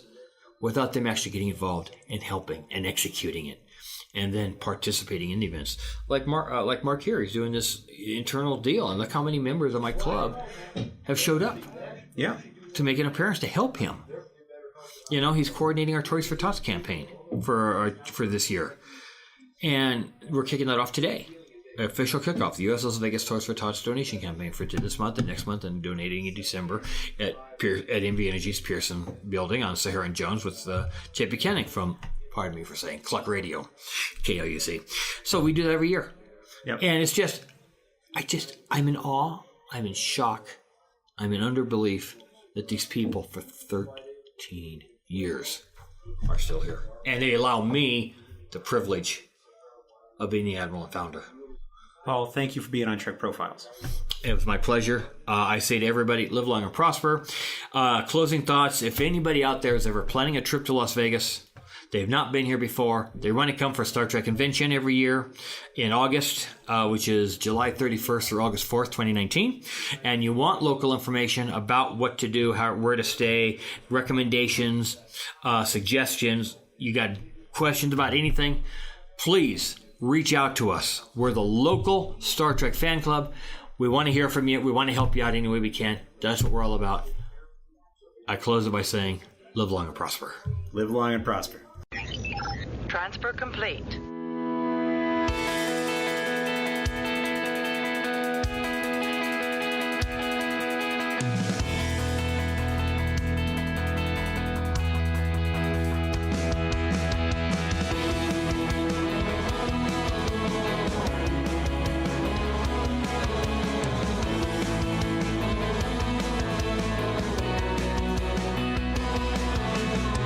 Here ends this special dispatch of the Trek Profiles podcast. I hope you enjoyed hearing from all these different kinds of Star Trek fans. And next episode, we will be returning to our usual format in episode 15. So we'll talk to you then.